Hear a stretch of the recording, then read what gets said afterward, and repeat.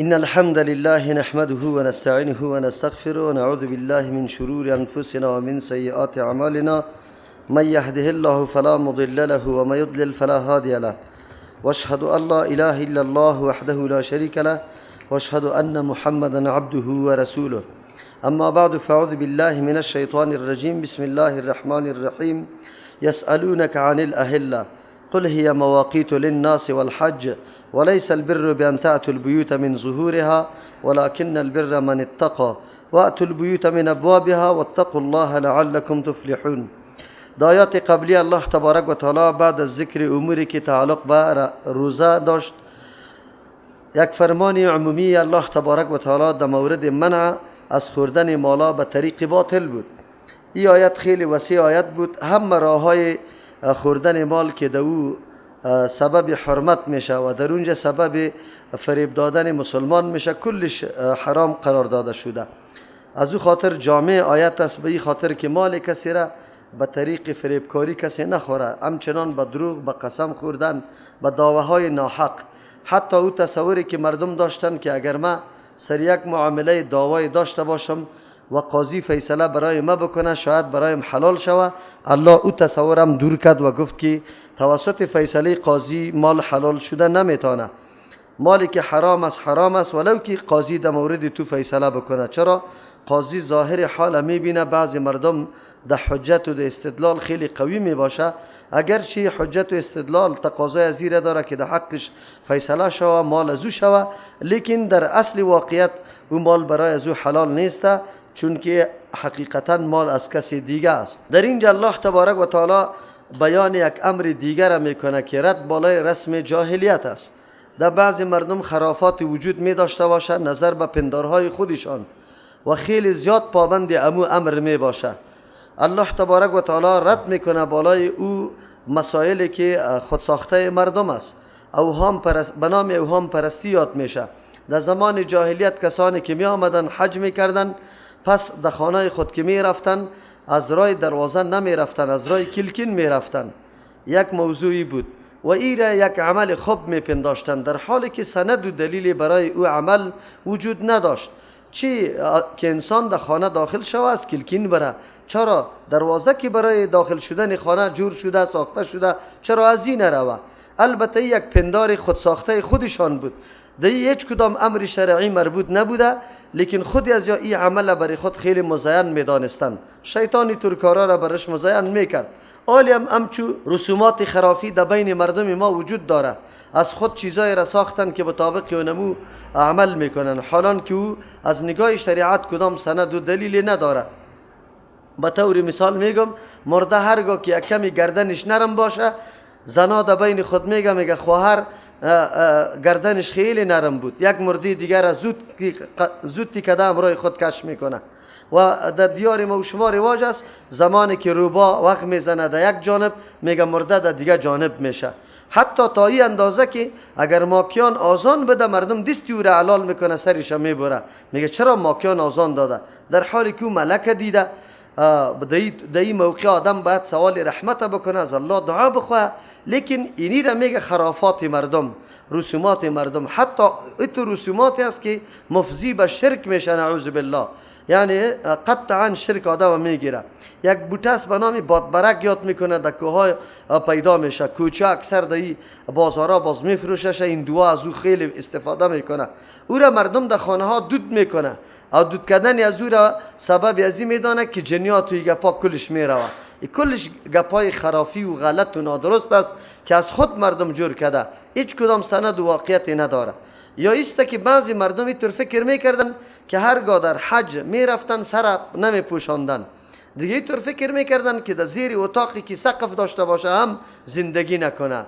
از امو خاطر زمانی که میرفتن که در خانه داخل شوند از راه دروازه نمیرفتن، به خاطری که در سرش تا دری دروازه و دیوال میه، از طریق بالا از بام که کدام دروازه می داشتن از او در خانت پایین می شد، به خاطر که در سر سقف نبیه. اولی هم در ایام حج بعضی مردم ها از سایه خود نگاه میکنه، به خاطر که سر پرت کردن حرام است. از او خاطر ما باید در زیر طور چیزی که سایبان واره باشه در او هم آدم زندگی نکنه، یا هم حرام است. این پندارهای غلط خودساخته مردم است. اصلا به لباس تو سر پنهان نمیکنی، اما در موتر و در گپا حتی بعضی مردم ها موترها را سرش چی کرده، سقفش ورداشته به خاطر ازی که در زیر سقف نبیه. میگه پا در دین نیست، فقط اونجا مکلف انسان وایسته که سر توسط لباس خود نپوشانی، نه ای که در دیگه جایا در سر زیر برنده اگر تیر میشی تیر نشوی به خاطری که بالای سرت برنده میه یا خانه میه. ایگه پا در دین وجود نداره. در او زمان هم امچو رسومات خرافی بود، الله تبارک و تعالی رد میکنه، اما الله تبارک و تعالی ردش متعلق عموم مسائل است. اصلا آغاز و انجام کار باید انسان سنجش بکنه، در این مورد خب فکر بکنه، کار از نقطه آغاز بکنه که خیلی ثمر بخش باشه و همچنان انتهای کار سنجش بکنه. انسان رای را انتخاب بکنه که در او کامیابی حاصل شوی، طور نباشه که بعضی رسومات خود نعوذ بالله که هیچ تاثیر در عمل کرد و در فعل تو نداره، او چیزها را برای خود چی جور میکنی، بهانه جور میکنی. مردم در این زمان هم وقتی کسی میره از پشت سرش خانه را جارو نمیکنه، میگه وای مسافر رفته، خانه همونطور گنده میباشه، هر چیز اشغالی در اونجا موجود است، خانه را جارو نمیکنن. چرا؟ اگر جارو زدی گپ خلاص شد دیگه، او مسافر اینطور رفته. این گپای خرافی است، از خود ساخته است. شو خانه را جارو نمیکنه با وصف که خیلی زیاد جنگلی دروج جمع شده باشه. چرا؟ شو خانه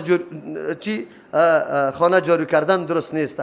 داینه شب نظر نمیکنه، داینه شب نظر کردن میگه خطاست. چرا خطاست؟ انسان خدا خوب درست میکنه، عیوب خدا برش نظر میکنه. این گپایی است که مردم ساخته، در دین هیچ کدام اصل و اصولی نداره و این گپا سبب منع از بسیار اعمال شده میتونه، خصوصا او عملی که خیلی ضروری میباشه. چرا؟ آلی مسافر رفته جارو نمیزنیم، میمان میبینه میمان خانه تا، پس میره اگر آمده باشه به خواستگاری خواد که قرار خدا آرام گرفت که نه، وقتی خانه از این طور است ای که در خانه ما بیا خواد که جنگلی خانه مرا جنگل جور بکنه، تیر از می خواستگاری. این سبب این طور گپا میشه.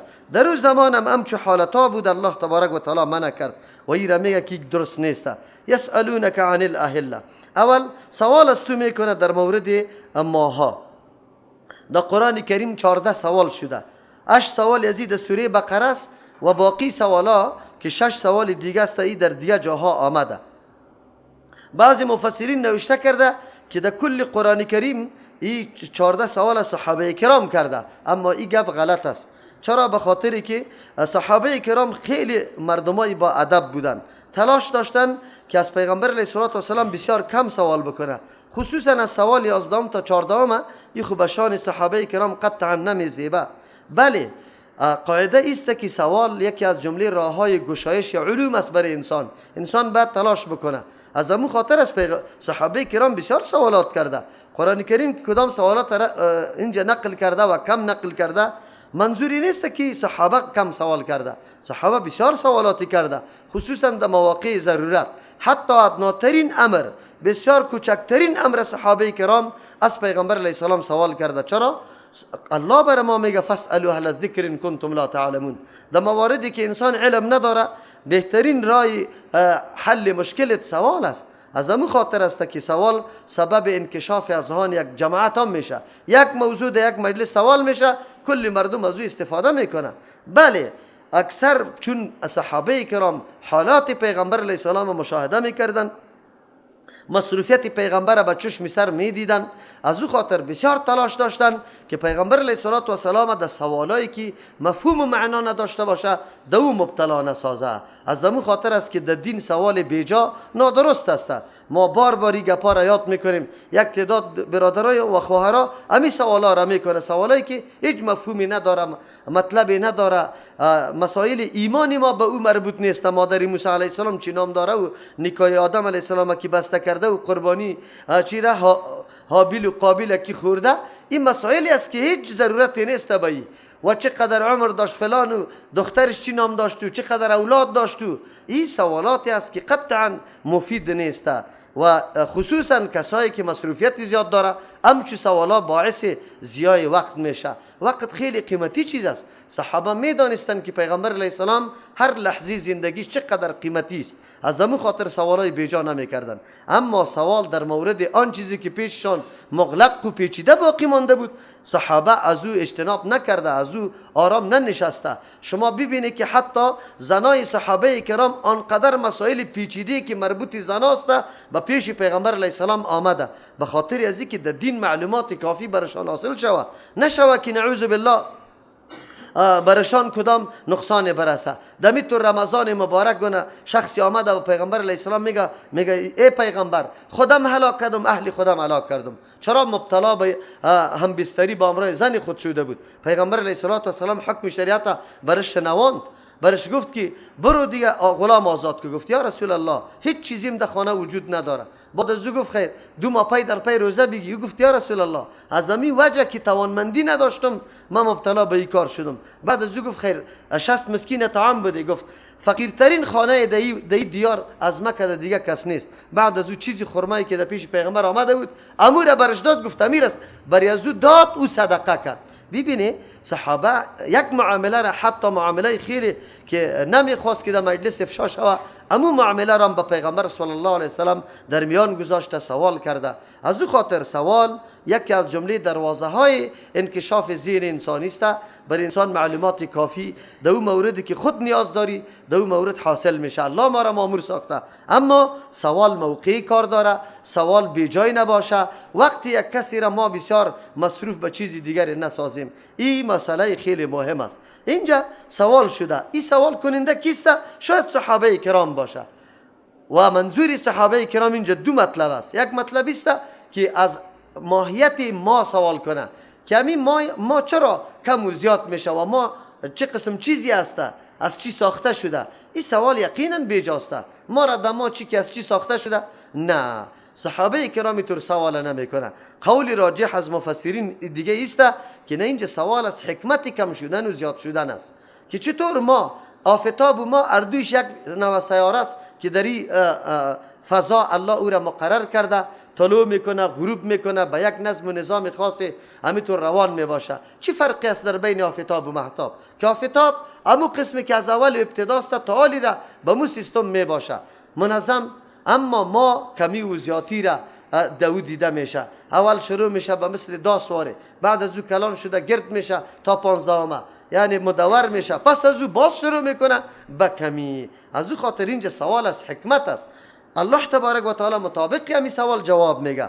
و یسالونک عن الاهله، از تو سوال داره پیغمبر علیه السلام در مورد زیادت و نقصان یا فوایدی که در کمی و زیادت همین ما هست. قل بگو هی مواقیت للناس والحج، بگو در جواب که هی اینمی ما کم شدن زیاد شدن دی مواقیتون، ای معیار شناخت وقتاست للناس برای مردم در معاملاتشان. کدام معاملاتی که اختیاریشان است برای از یا اینمی یک معیار از شناخت اوقات است.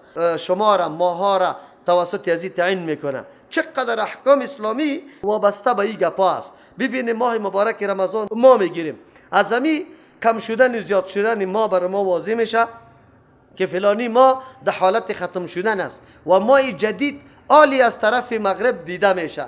از همون خاطر به دیدن ما مردم روزه میگیرد. در اون زمان مردم چون در دشت و بیابان بود ما خوب دیده میشد. حالی هم که اهتمام صحیح در هر ما باشه، انسان امو جای مطلع یعنی برآمدن ما را بالکل دقیق دیده میتونه که در کدام سرحد امین ما میبره. از اون خاطر که دقیق باشه در بیگای اول در افغانستان و در هر جای دیده میشه. این کدام امر سخت نیست. خود تنها در این عصر حاضر ما اهتمام در امور دین بسیار کم شده، خصوصا حساب قمری از بین رفته، مردم دمایش سعی نمیکنه.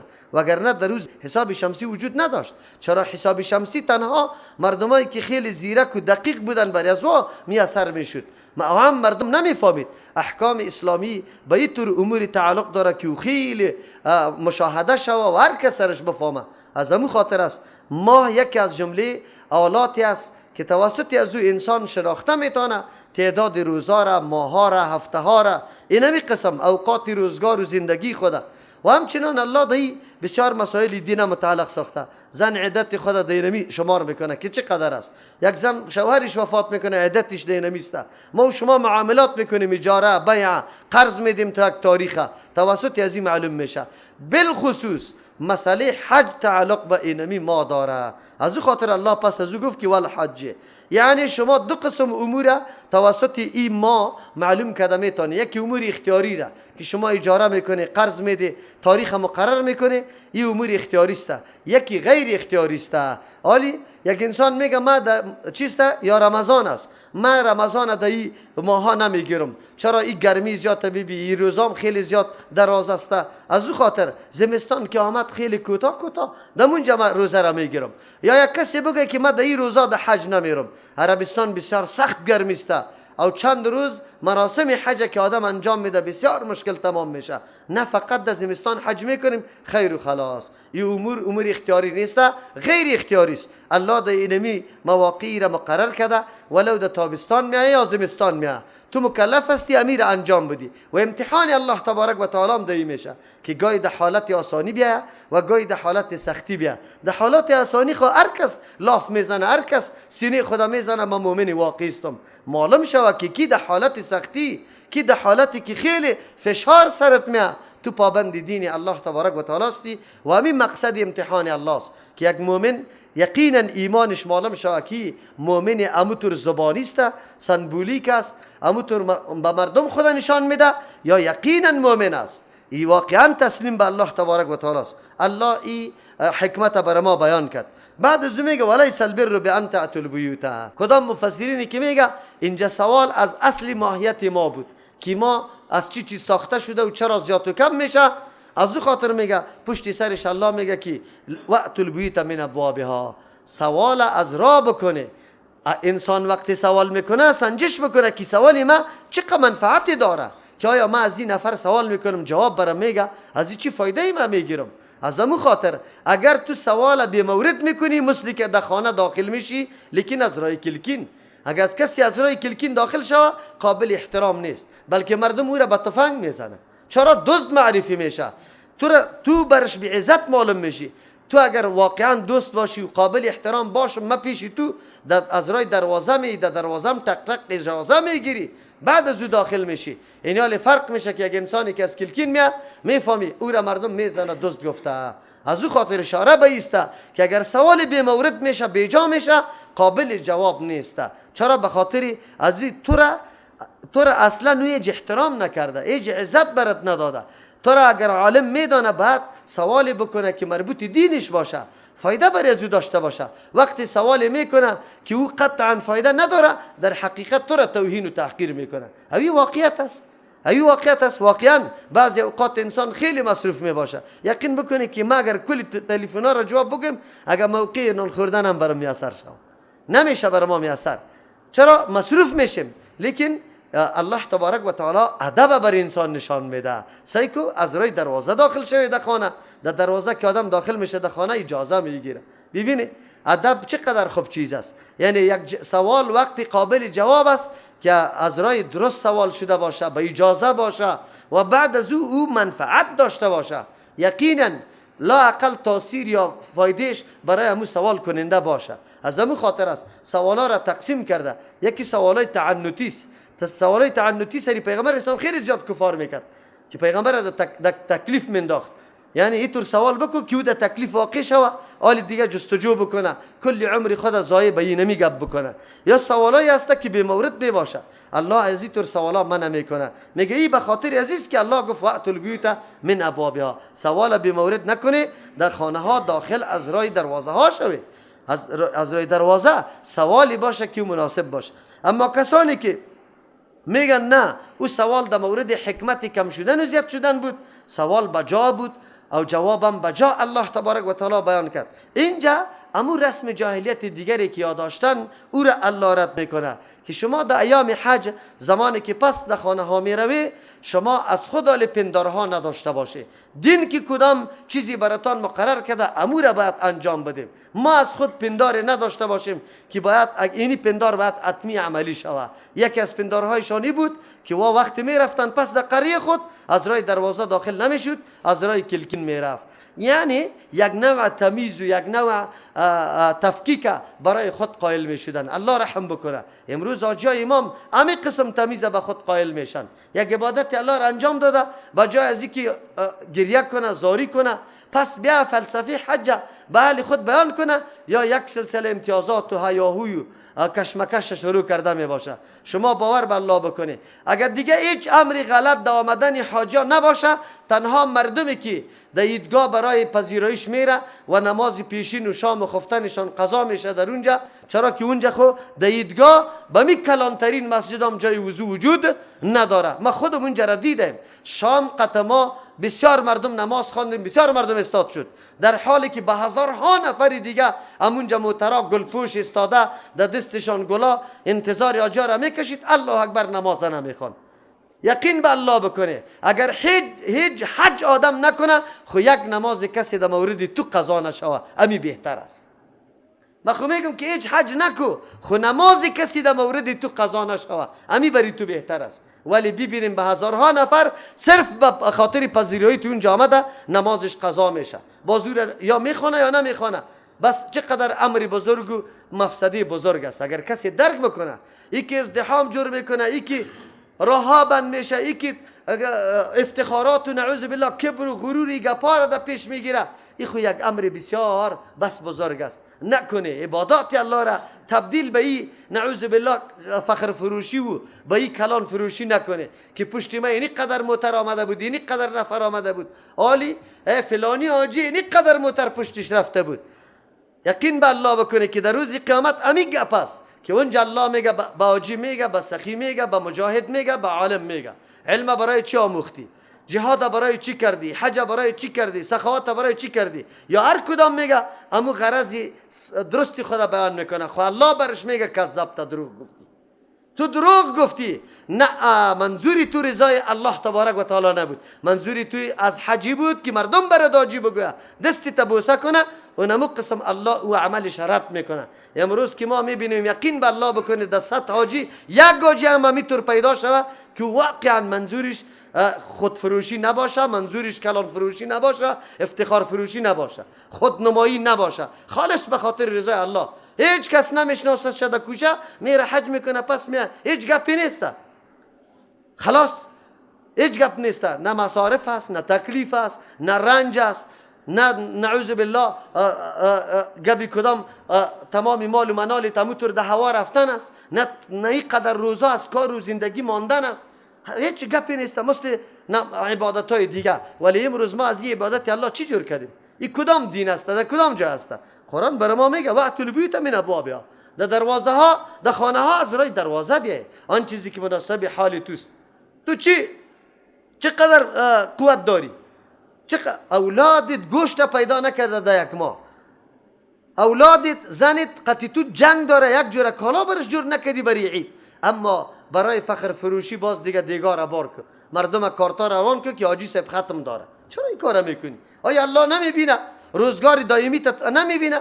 قرآن کریم درسی عظیم میده برای ما که ما همیشه از راه دروازه داخل شویم، یعنی هر کار سنجش کنیم که کدام کار موجب سعادت و کامیابی ما است. اینطور دنبال رو نیستیم که هر کس هر چیز میکنه ما همونطور بکنیم. امروز همونطور شده، مردم که چیزی میکنه، یک آدم از امریکا آمده کلی عمر خود اونجا تیر کرده، نه نماز نه روزه نه هیچ چیز، نه فقط اینجا آمده لوکس زندگی داره و در هتل‌ها برای خود توی میگیره، تو هم دنبال از روان هستی. تو بیچاره خود تا دین روزه نان و نفقه بیگایت نداشتی، چرا این کارا میکنی؟ نه، الله بر ما میگه وقت البیوت من ابوابها، در خانه ها از دروازه ها بیایه، سنجش بکنه، هر کاری که میکنی سنجش بکنه که چقدر مفاد داره، چقدر مفسده داره، چقدر مضرت داره، این به نفع است یا به ضرر است. ما همو خاطر بگم که خصوصا حاجی صاحبا در این مورد بالکل یک نظری ثانی بکنه، تصمیم بگیره، اعلان بکنه، به اقارب خود بگوید در وقتی رفتن که اقارب در میدان یوی یک نفر برای من نبیه، برای من زنگا زیاد نزنی، الله براتون اجر بده، خودم یک دفعه براتون زنگ میزنم که جور تیار هستم، مرا دیگه بگذاری که عبادت الله را بکن. پس که میایم اگر کسی خوش میشه اگر نمیشه. من نه از کسی مانده نباشی طلب دارم و نه سوغات آوردن برای خود طلب دارم و نه به کسی چیزی میدم. من عبادت الله را میکنم، دعا بکنی که عبادتم قبول شه. چرا مؤمن باید همینطور باشه؟ چرا مردم در حرج و تکلیف گوسفندا روان میباشه که فلانی حاجی صاحب آمده، باز پس که میره 100 لعنت میگه که لعنتی الله من گوسفند بردم او یک دانه ساتی 100 روپیگی برام داده، بینیش بریده نمیشه، در 1000 مجلس او را یاد میکنه و گفته را ایسته. این کدام دین است؟ غیبت میشه، دروغ میشه، توهین و تحقیر میشه، دو دشنام میشه. این کدام دین است؟ در کدام جای است؟ نکنه حجاج کرام شما باور به الله بکنه، این را یاد داشته باشه. اگر یک امی جرمت که تو امی کارا را میکنی مجبور است که مرد دیگه اگر میره هم مثل تو آری کار انجام بده. خب وقتی که سنجش میکنه پیسه حج داره، از رفتن داره، از بازگشت داره، تنها مراسمی که تو گرفتی اونو را این مردکه نداره، بیچاره قرار از حج میمانه. سنجش میکنه میگه نمیتونم. تو عملی تو مانع حج فرضی و مسلمان شده، در روز قیامت جواب میدی. الله از پیشت سوال میکنه. الله ما را نمیگه که تو چرا حج نکردی، تو بگویی که من خو عذر داشتم به خاطری که مصارفی که پس آمدن نداشتم. الله میگه من خود را امر نکرده بدون که مصارف بکن. تو بنده ما بودی یا نه که نعوذ بالله بنده مخلوق بودی؟ کدامش بودی؟ تو لحاظ مردم میکردی یا لحاظ مرا میکردی؟ کدامش میکردی؟ چی جواب داریم به الله تبارک و تعالی؟ نکنه این عنعناتی، این تکبر فروشی ها را اسلوب کنه. امروز دنیا یک دم ریا و سمعت و نعوذ بالله شهرت طلبی گشته. شما باور بالله مردم که قدم میمانه شهرت طلبی، سمعت، خودنمایی، نعوذ بالله. او این شهرت طلبی، امی سمعت و ریا، شرکی کی چیست؟ خفی است.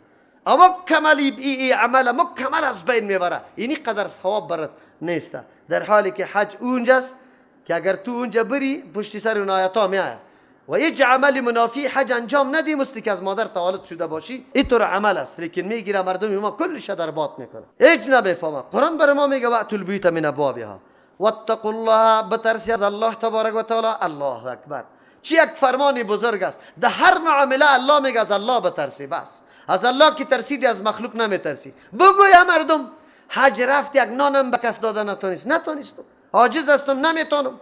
حج رفت خدا سیکو این قدر بی غیرت است. حالی به مردم نمیگم که من در حج رفتم، حالی حج خو عبادت الله است، برای الله کرده. تو را چی آگاه کنم؟ بس بندگی نمیره تقاضا داره. قرآن کریم اصلاحی که انسان در وجود خود و در جامعه خود آورده میتونه به می فرمان الله که واتقوا الله است، که از الله آدم بترسه. که از الله آدم ترسید از کسی دیگه نترسید، زندگی جور است. او الله بر ما میگه که از الله بترسی لعلکم تفلحون، رستگاری و کامیابی تان چیست؟ امیدوار است در صورتی که از الله آدم بترسه. اگر از الله نترسیدی نعوذ بالله، باز دیگه در اون وقت تو چطور امید فلاح و کامیابی و رستگاری را داری؟ معلوم شد قرآن برای ما درس میده که تقوای الله این ذریعه رستگاری و کامیابی انسان است. اگر تقوا وجود نداشته باشه، تقوا براتان گفته بودم امو قوت و انگیزه درونی انسان که تو را وادار به انجام مامورات الله و تو را وادار از منع شدن از منهیات الله میسازه. اینی را به نام تقوا یاد میکنه. یعنی تقوا او قوتی است که تو را نمیگذاره قدمت غلط بگذاری. اینی را به نام تقوا یاد میکنه. الله نصیب کلگی بکنه. وقاتلوا فی سبیل الله الذین یقاتلونکم. آلی الله حکم نهم بیان میکنه که او حکم جهاد است. جهاد چی را میگه؟ در اینجا الله تبارک و تعالی برای ما هم جهاد معرفی میکنه و هم برای کدام کسا جنگ بکنیم. آداب جهاد هم برای ما معرفی میکنه که جهاد چه آدابی داره، چه قسم آدم جهاد بکنه. جهاد یک امری نیست که بخیز و الا زدن و کندن، هر طرف تو فیر کردی، هر طرف کی زدی، هر کس کی کشته شد و هر کس کی نقصان دید بس جهاد است. من مجاهد هستم. عجیب است. اینجاست شما میبینی که صحابه کرام چقدر منظم بودن. پیغمبر علیه السلام چه آدابی برش فرموده بود. با یک گردنبندی که بدون تقسیم غنیمت گرفته، پیغمبر میگه این در جهنم است. با یک گردنبند شتر، یک گردنبند شتر بدون تقسیم غنیمت گرفته شده، پیغمبر میگه این در جهنم است. این در جهنم است. امروز ما فقط هر کس که تفنگش نکرد مجاهد است، هر کس که کشته شد شهید است. این طور نیست. قرآن برای ما معرفی میکنه. اول موضوع وقاتلوا فی سبیل الله، جهاد بکنی. خود در کجا؟ چه قسم جهاد؟ فی سبیل الله، در راه الله. الله را دارد، در او را قدم بگذار، جهاد بکن. رای الله کدام است؟ رای الله به خاطر قایم شدن کلمه الله، برای مستحکم شدن نظام الله در سرزمین الله قدمی تبعی خاطر بگذار. این کی میشه که اندیشه و فکر داشته باشی، رای الله را شناخته باشی که رای الله کدام است، من به کدام غرض قدم میگذارم. وقتی من این تقاضا را دارم که در سرزمین الله نظام الله حاکم شود، اما خودم امیال خودم حتی سری خود یک فرمان الله را جاری نکردیم. یک تعداد مردم امیالی هست دعوا داره که ما بیایی که ما شما راه های جهاد یاد بگیریم. وقتی که میبینی ریشه چٹ و پٹ کل کردگی است، در قصه نماز نیست، در قصه جماعت نیست، در قصه سنت و بدعت نیست، او دعوت تو را میده که نظام الله حاکم شود. عجیب نیست؟ قرآن برات چی میگه؟ تو زمان کسی را به درای الله وقت جهاد میتونی که خود ساخته باشی، خود شناخته باشی، هدفی تا شناخته باشی که من خونی خود برای چی میریزانم. یقینا خیلی مهم مسئله است، خیلی مهم موضوع است. یکی از استادای ما قطعش درس میخواندیم، همیشه یکی از دیگه سوال میکردیم خیلی زیاد. در یکی از جنازه ها نشسته بودیم، از پیش سوال کردم، من گفتم چرا شما یک انقلاب در این وطن نمیندازی در راه، در این پاکستان؟ حالی فعلا خیلی شهرت هم پیدا کردی، مردم هم شناختتانه. مرا گفت متوکل استاد تو تا رم پخته نشدی. گفتم چرا؟ گفت نه درسی مرا یاد نگرفته. گفتم بگو دیگه، وجه برام بگو. گفت انقلاب چپا کردن نمیگه. انقلاب چی نمیگه؟ چپا کردن. انقلاب خیلی امر آسان است. یقینا اینمی جوانا را دمی 4 دقیقه آدم سر احساسات میاره، اونجا میره خودم میکشند و هر چی که میکنن. مرا گفت میفهمی؟ انقلاب مهم نیست، آن چیزی که مهم است بعد از انقلاب است. زمانی که تسلط و قدرت در دست تو میه، چی برنامه داری؟ چی برنامه در دست داری که می دستی مردم قناعت داده بتانی که بله کدام خونریزی که ما کردم، کدام جنجالی که ما برا انداختم، کدام نارامی که ما برا انداختم، ثمرش اینی نتیجه های بزرگ است. اونجا مردم قناعت بکنه که واقعا خونی تو کسی اگر ریخته شده بیجا نیست، مال کسی اگر تلف شده بیجا نیست، یک کمی رنج و تکلیفی که مردم دیده بیجا نیست. چرا؟ ثمره خیلی نتیجه خیلی خوب به دست دارن. اما ما گفتال دکتر قطما نیست، انجینر قطما نیست، میرخانیک قطما نیست، دریور قطما نیست، دیقان قطما نیست، نجار و آینگر و زرگر قطما نیست، دکاندار قطما نیست. 4 دانه ملاستیم و 4 دانه شاگرد در مدرسه است. شعار میدیم چیسته؟ اسلام زنده باد، اسلام زنده باد. قطعی 4 دانه شاگرد مدرسه اسلام آمدن نمیتونه و نه نظام اسلام برقرار شده میتونه. ای بری خود برنامه قوی کار داره، یعنی بعد از اینکه انقلاب بیا اینمی نظام که پیش ببره.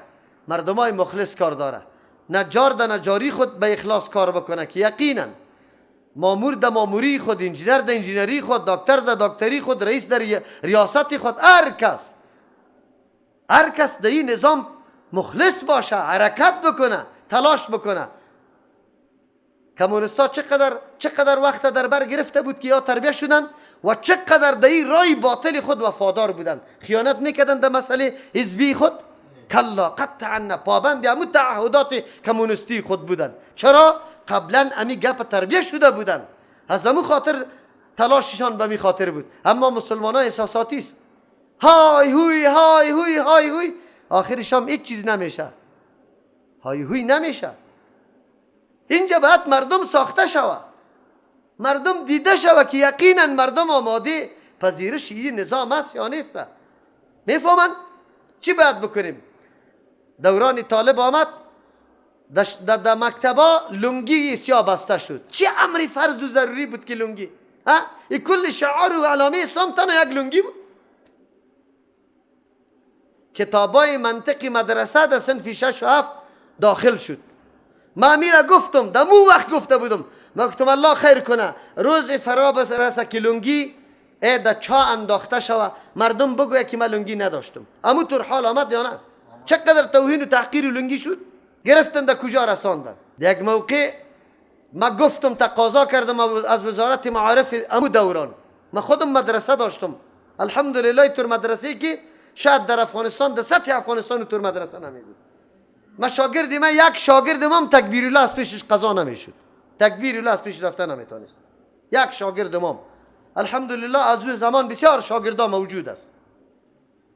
در وزارت معارف پیشنهاد کردم، من گفتم برای خواهرها باید 4 مدرسه در 4 سمت کابل بسیار مدرسه بزرگ باید داشته باشیم که خواهرای ما تربیت شوه، قرآن و حدیث یاد بگیره، معلومات در مورد دین حاصل بکنه. و جنابا رفتن بزرگترین تاوان دیگر سر خود آوردن به نام جامعه فاروقیه. یک عالم از پاکستان آوردن، و عالم هم الله برش هدایت بکنه، الله آخری عمرش خوب بکنه، متعصب با جز از اینکه تعصب دیگه چیزام نداشت، خیر و خلاص. شما باور به الله بکنه، من به مو وقت در وزیر گفتم که اگر مقصود نظام اسلام باشه، نظام اسلامی تقاضا را داره، اگر انقلاب آمد تغییر آمد تو نباشی، خواهر ما چادری خود در سر محکم گرفته باشه، فهمیده باشه که حجاب چی است، این قدر درک کرده باشه. اما تو دروازه ها را بستی سرشان، کدام طرف بره، چی را یاد بگیره، نکردن نمو کاره. همونطور شد یا نشد؟ به مجرد انقلاب نعوذ بالله امروز هم خواهرای به نام مسلمان است و به نام افغان است. برید لیسه مریم، برید بازار یک دفعه مشاهده بکنه. خو یکیتان در فرانسه هم رفته که امیر رقم زنی که در کابل میگرده به می فیشن، تو را به الله قسم در فرانسه میگرده، در حالی که وان نه نظام داره و زندگی حیوانی است. اما در مملکت تو که به نام اسلام یاد میشه حالت طبیعی. چرا؟ به خاطری که ما نداشتیم، کسی را تربیت نکرده بودیم، کسی را ذهن نداده بودیم. تالی را مردم الله را نمیشناسه. ببینه تالی را از قبر خواستن داره، تالی را به پیر سجده میکنه. مردم جهاد از کجا شوه؟ ارزش های جهاد کی میفهمه؟ قرآن ببینه و قاتلوا فی سبیل الله، جهاد کنه در راه الله. راه الله تقاضایش چی میکنه؟ که تو هدفت فقط طرفرازی یا بالا کردن کلمه الله است، بالای همه کلمه ها، دین الله سر کل دینا، نظام الله سر کل نظام. منظوری دی باشه. اونو وقت آدم امیر جهاد میگه و تو را مجاهد. قطع کدام مردم جنگ داری؟ الذین یقاتلونکم. این اوایل امر است. الله در اوایل جهاد فرض نکرده بود. مسلمانان جماعت خیلی کم بود، نه مرکزیت داشتن، نه اسباب و وسایل مقابله را داشتن، نه افرادی که یقینا کفایت در مقابله کفار بکنه نداشتن. تا ای که پیغمبر علیه السلام مجبور شد به هجرت و الله امر هجرت داد، در مدینه منوره مرکز آباد شد. بعد از او الله تبارک و تعالی اجازه جهاد تنها به او مردم داد که مورد شکنجه و ظلم قرار داره. پس از او الله دوم مرحله اجازه جهاد در مقابل کسانی بود که تو مورد تعرض قرار میگیری، هجوم سرت میاره، تو باید مقابله بکنی. این آیت در اون مورد است که سر تو هجوم میاره او سر تو تعرض میکنه، جنگ دفاعی را شروع بکن. اسلام هیچ وقت جنگ حمله ای را نمیکنه، جنگ دفاعی است. دفاع از چیست؟ ما در نظام اسلام مفکوره آزاد است. در بین نظام اسلام یهود نصارا زندگی میتونه، اما قانون عمومی امن بپذیره. اسلام که کدام قانون عمومی برای امن داره، این را باید بپذیره. در خطه اسلامی در امثال هندو گنجایش داره، در خطه اسلامی کلیسای نصارا گنجایش داره، در خطه اسلامی بگوی چی عبادتگاه یهود گنجایش داره. نمیگه که نه قطعا نباشه. دین به زور نمیه. بله دین برای محو فتنه است. فتنه کدام میگه؟ در جایی که خلاف نظام الله فیصله میشه، نظام طاغوت است، نظام مخلوق پرستی است. این را اسلام نمیخواه که موجود باشه. بعد کلگی بنده یک الله باشه. در جایی که مسلمان به زور گردانیده میشه از دینش، این نمیگه پا نباشه. و قاتلوهم حتی لا تکون فتنه. پشت سر بر ما میاد. هدف جهاد چیست؟ قرآن میگه الذین یقاتلونکم، جنگ بکنی در راه الله با امرای کسانی که خط شما جنگ داره، خط از شما جنگ بکنی. ولا تعتدوا، در عین جهاد استی، برات صدمه رسیده، درد رسیده، خیلی زیاد در احساسات آمده ای، تجاوز نکنی. الله دمی جهاد، دمی میدان مبارزه هم برای تو حدود گذاشته. طفل کشته نمیتونی، زن کشته نمیتونی، شریک جنگ نباشه. ریش سفید کشته نمیتونی. عالمی از واره که مداخله در جنگا نداره کشته نمیتونی. درخت قطع کردن نمیتونی. خانه را سوختاندن نمیتونی. آن چیزی که سبب آزار و اذیت عام میگرده او کار را نمیتونی. حتی همی کافر مسلح نمیتونی که اعضایش تو قطع بکنی. نمیتونی. این قانون اسلام است. دمی طور موقیم تو پابند استی. ولو که 10 برادری تام کشته شده نمیتونی که تو تفنگ وار بکنی. فرق در بین مسلمان، فرق در بین نظام اسلام و کافر و نظام کافر نمیسته. امروز کفار در یک منطقه که وقتی یک تانگشان بم میزنه باز به مجرد بیرون برآمدن نه دکاندار میبینه، نه طفله، نه خرکاره، نه زنه، نه پیره، نه خورده. همینطور مکمل حمله میکنه نمیکنه. اگر در یک جای صدمه برش رسیده برو که تیارش به ما را سری در جایی که انبویی مردم از همونجا بم میندازه. اینی فرق است در بین اسلام و در بین کفر. نظام اسلام و نظام کفر. نظام اسلام در همچه حالات به مسلمان اجازه نمیده. خیلی درد دیده ای، راستی خیلی رنج دیده ای، خیلی تکلیف دیده ای، اما اسلام قانون دارد. از قانون برآمده نمیتونی. مطابق قانون قدمت میگذاری. قرآن امیر میگه برای ما. روز برادر ما سر ما انتقاد داره شما چه انتحاری را روا میدانی. قرآن حدود داره. در این طور حالت میگه ولا تعتدوا. کافرم که کافر است او را عام کشتار نمیتونی که تو عام او را بکشی. مال و ملک و منالش بدون قانون هر طرف چور چاپاول بکنی. نه قطعا نمیتونی. در دایره اسلام داخل کشه، در زیر قانون اسلام داخل کشه. بعد از او که چیزی برات میرسه یا نمیرسه. اینی را میگه نظام اسلام. برترین نظام اسلام در است. ما عملا به مردم سند داده میتونیم. جنگای مختلف صحابه کرام در مختلف اوقات کرده. در مختلف اوقات کرده. آیا وحشی در اسلام را داشت؟ کسی که قاتل سید الشهدا حمزه رضی الله عنه بود داشت یا نداشت؟ داشت. دمی اسلام پذیرفته شده. اسلام برش چیزی نگفته. اسلام برای خود قانون داره. خلاص مطابق قانون قدمی تا بگذار. آداب جهاد هم برای ما بیان کرد. جهاد چی آداب داره؟ مجاهد چه قسم باشه؟ اندیشه و فکر داشته باشه. هدفش فقط رضای الله تبارک و تعالی، قائم شدن نظام الله در سرزمین الله باشه. با کی جنگ میکنی؟ با مو کسی که قطعی تو جنگ داره. در افغانستان مرد کافرها می آمدن تابوت بامیانه یک و دو نفر در یک موتر میرفت در پرپیچ غوربند و میدانشار و این تابوت بامیانه میرفت. کسی برش تعرض میکرد؟ نمیکرد.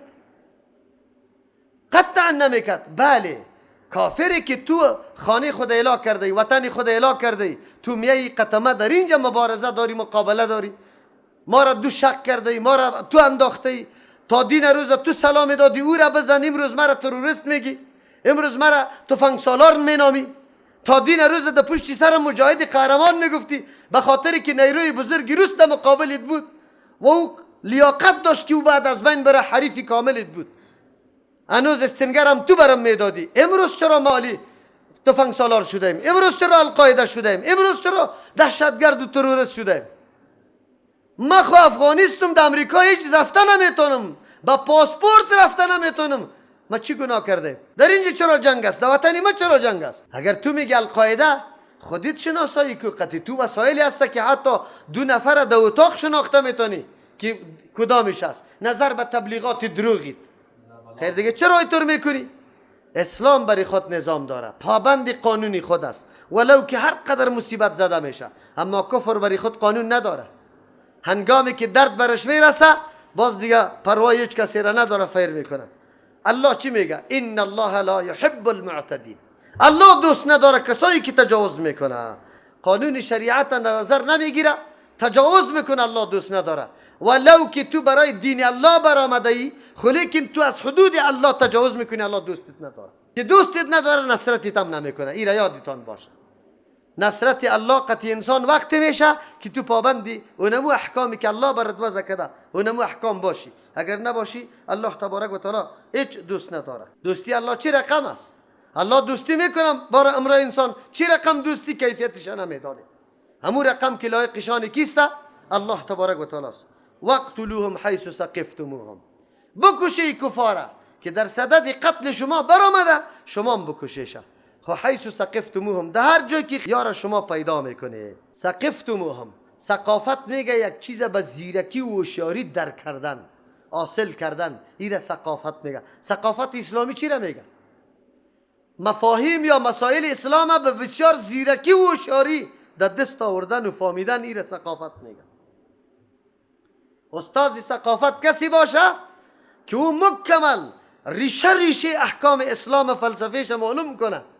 وقتی به شاگرد درس میده، قناعت شاگرد همینطور حاصل شوه، دوباره سوال پیدا برش نشوه. امروز کجا ثقافت اسلامی؟ ما در پانتون درس ثقافت میدادیم، یک عالم خیلی برجسته که برای از دکترا داده بودن در سندش، تعلیم الاسلام درس میداد. چی را؟ تعلیم الاسلام یک کتاب کوچک برای اطفال است که در مساجد خوانده میشه. بله، شاگردام لیاقت از این نداشت، یقینا. در پانتون رسیده 12 سال تیر کرده خواست اسلام معلوماتی نداره. چرا؟ مضامین اسلامی در مکاتب کل دنیا ما 3 امر اخلاقی بود: اخلاص، صبر، تقوا، روش نیک. یه چیز نبود. یک کتاب عربی در زمان سابق این در صنف 12 صرفی بایی را 1-2 بابیش آورده بود: چیز ضربتا ضربنا بود یا نبود؟ دیگر هیچ چیز نبود. الحمدلله، الله برشان اجر بده.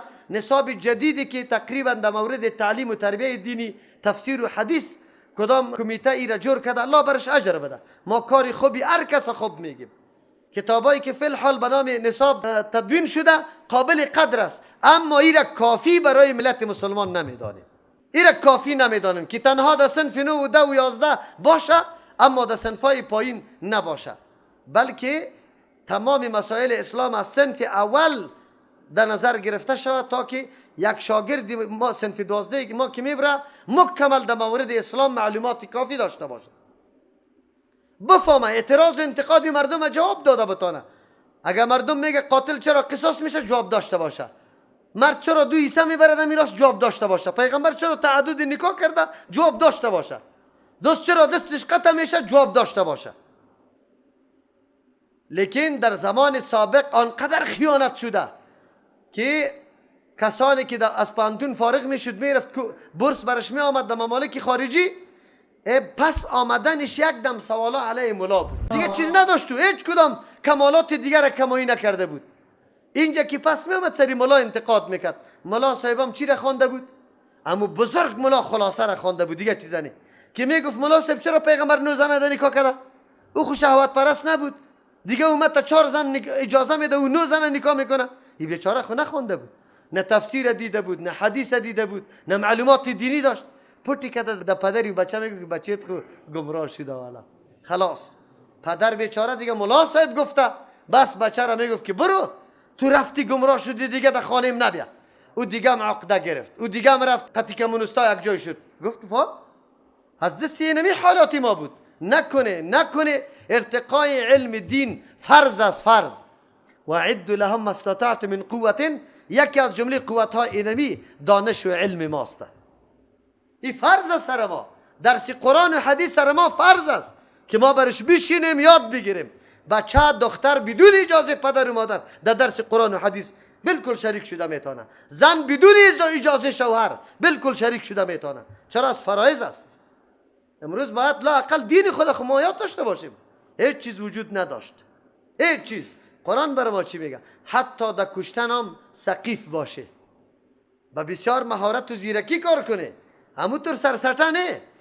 ترجمه قرآن خواندی من میرم کافرم میکشم، خود دگیر بده، 100 نفر دیگرم قطی خود دیگه هم دگیر بده، برید از زندان پرتی خدا. یک دفعه فکر بکو کدام عمل و برنامه ما کامیاب است، مفید به اسلام است، چی نتایجی را در دست آورده میتونم. اسلام برای ما امری نعوذ بالله سطحی و سرسری نمیکنه. سقفتموهم، با بسیار زیرکی، مهارت، خوب مطالعه بکن ما حوله، بعد از او تصمیم بگی، بعد از او تدبیر بگی که تدبیری تو قطعا ناکام نباشه، کامیاب باشه. عملیاتت، حرکتت بالکل نتیجه بخش باشه. ولی اکثر مسلمان ها به یک شعار خود مرگ مرگ مرگ مرگ، با مرگ چیزی نمیشه. در ترجمه امام گوی بعضی دوستا ناری تکبیر میگن. ناری تکبیر نگوی، ناری تکبیر در سنگرهای کو گفته میشه. اینجا دیگه ناری تکبیر نگوی. خبر شدی خیر ببینه؟ اینجا ناری تکبیر نگوی. اینجا فقط بشنوی که قرآن چی میگه. به احساسات نبیه. مسلمانای متفکر با اندیشه باشه، بسیار آرام، خیلی احساساتی نباشه که اله اینطور شد. چی میتونیم امی قدر محبتی که با دین داریم در دین از کدام ناحیه خدمت کده میتونیم. مولی متوکل اگر امی حالی برای بیرون او مردم بخیزه اونا یک دانه موتر امریکایان بیا گردش بگیریم 4 نفر رو شاید کشته بتانیم. صحیح است؟ خب بعد از اون ما گرفته شم هیچ کی نکشه ما را، ما کجا میرم؟ در زندان قرار شد. آلی درس از کجا یاد گرفته میتونسته؟ بس خلاص شد دیگه. گپ مومن هیچ وقت قدم خود بی اندیشه و فکر نمیگذاره. یادتان باشه ایره خوب بفهمی. قرآن امی درس برای ما میده. وقتلوهم بکش کفاره خویتون نی سرسری وادی هر جای حیث سقفتموهم در او جایی که شما به بسیار زیرکی به بسیار هوشیاری واره پیدا کرده میتونی. دقیق شوی کدام جای مناسب است، چه قسم جای ما باید عملیات بکنم، چه وقت مثمر است، چه وقت نتیجه داره.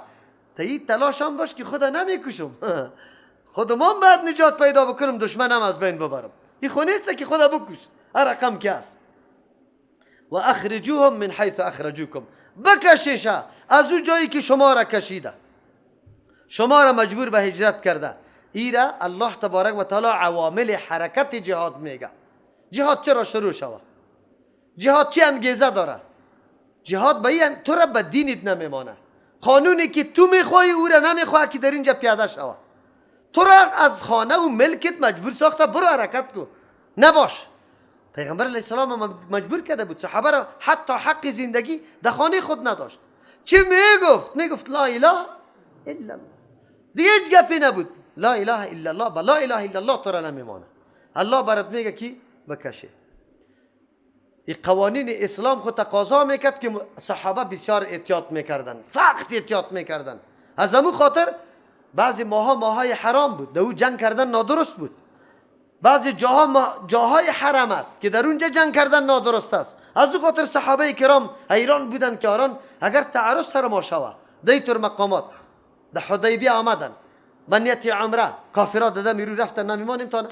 حالی کس که تو را نگذاره که اعمال عمره را که طواف است، سعی در بین صفا و مروه است، در لباس احرام آمده ای، احرام تقاضا زیر داره که ادناترین مخالفت هم اخلاقی هم نمیکنی، مخالفت اخلاقی هم نمیکنی، اما وقت را نمیمانه. منزل هم کرده این از مدینه منوره تا اینجا را پیاده آمده تو را نمیمانه. خب پیغمبر علیه السلام اونجا از احساسات کار نگرفت. یک تعداد صحابه همی میگفت که ای پیغمبر ما حق هستیم یا نه؟ چرا این شرایط بپذیریم از صلح؟ عمر رضی الله عنه از اون جمله کسا بود. یک دفعه پیش پیغمبر آمد، بعد از دو دفعه پیش ابوبکر رضی الله عنه میگفت که ما حق نیستیم، کی شرطایی که صلح حدیبیه مانده شده بود یقینا زیر ما و تو هم نمیپذیرفت. مسلمان کافر شو مرتد شو نعوذ بالله رد نشوه. اگر کافر مسلمان میشه پس در دستی کافر بدیشه، عجیب نیست. بسیار سخت است، شرایط بسیار سخت است، اما پیغمبر زیرک بود. پیغمبر میدانست که عالی موقع جنگ است یا روز دیگر. کدام روز؟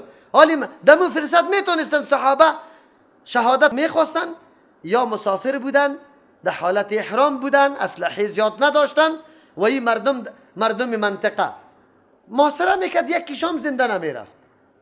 پیغمبر میدانه که ما کدام موقع صلح است کدام موقع جهاد است، از او خاطر صلح را کرد. خو الله برای صحابه کرام میگه والفتنه اشد من القتل. کسی که جنگ قتل شما میکنه فتنه خیلی سخت است از قتل کرده. 15 معنا برای فتنه ذکر میشه، 15 مفسرین ذکر میکنه. چند معنا؟ 15. اینجا کدام معناست؟ به زور برگردانیدن مسلمان طرف کفر. کفر به زور مسلمان بگردانی، این را به نام فتنه یاد میکنه. یک معنا.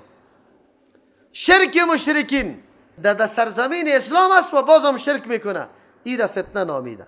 فتنه پرده دری او مقاماتی که الله او را محترم قرار داده، بیعزتی کردن او مقاماتی که الله محترم قرار داده، او مایی که الله محترم قرار داده و وعده قصیش نیسته. بس یا فتنه اینجا عذاب آخرت است، یا فتنه کشیدن از خانه هاست. این معناها را یا قید کردن مسلمان هاست که زیر شکنجه میاره. کلی معانی فتنه در داخل است و همینجا بالکل درست است. قرآن انگیزه داد به مسلمانا که مسلمانا ولو که سرزمین حرام باشه، ولو که مای حرام باشه، خو وقتی کافر ایما را در نظر نمیگیره، ای جای در نظر نمیگیره، یا برو عزت تو را در نظر نمیگیره، این مسلمانی تو را به زور برمیگردانه طرف کفر، باز تو قرار بشی؟ نه، اسلام در این طور موقع بری تو اجازه میده که بالکل مقابله تا شروع بکن. والفتنه اشد من القتل، فتنه خیلی سخت است از قتل کرده. ولا تقاتلون، بله آغاز جهاد از شما نباشه تا وقتی که تعرض از وان نشود. در ماه حرم و در سرزمین حرم آغاز از شما نباشه. چرا؟ شما از واکد اولاتر به احترام سرزمین حرم هستی، شما از واکد اولاتر به احترام ماهای حرام هستی. یک آدم در مسجد قطعی تو جنگ نداره، تو چرا قطعی جنگ داری؟ مسجد خود جای عبادت است او تو خیلی احترام برش قائل هستی، تو جنگ نکن. چقدر درس عظیم است. یک نفر دمی مسجد دو دشنام قطعت میده، تو مسلمانی واقعی استی، خودت چاندی مسلمان میگی، او را فاسق و فاجر میگی. او دو دشنام میده، تو برش میگی ما قطع جنگ نداریم. در مسجد حتی آواز خود سرت بلند نمیکنم. برو تو باید امی موقع احترام از یاد داشته باشی. امی ماه مبارک رمضان است، جنجال بری خود جور نکن. اکثر مردم ها گشنه توشنه می باشه زود دیگه عصبانی میشه. نه، ده یادت بیار من مسلمان هستم، این ماه رمضان است. در ماه رمضان پیغمبر بر ما گفته که مردم بر دشنام میده پایچه را بر میذاره به جنگ پایچه را بر میزنه، تو برش بگو این نسای من چیستم؟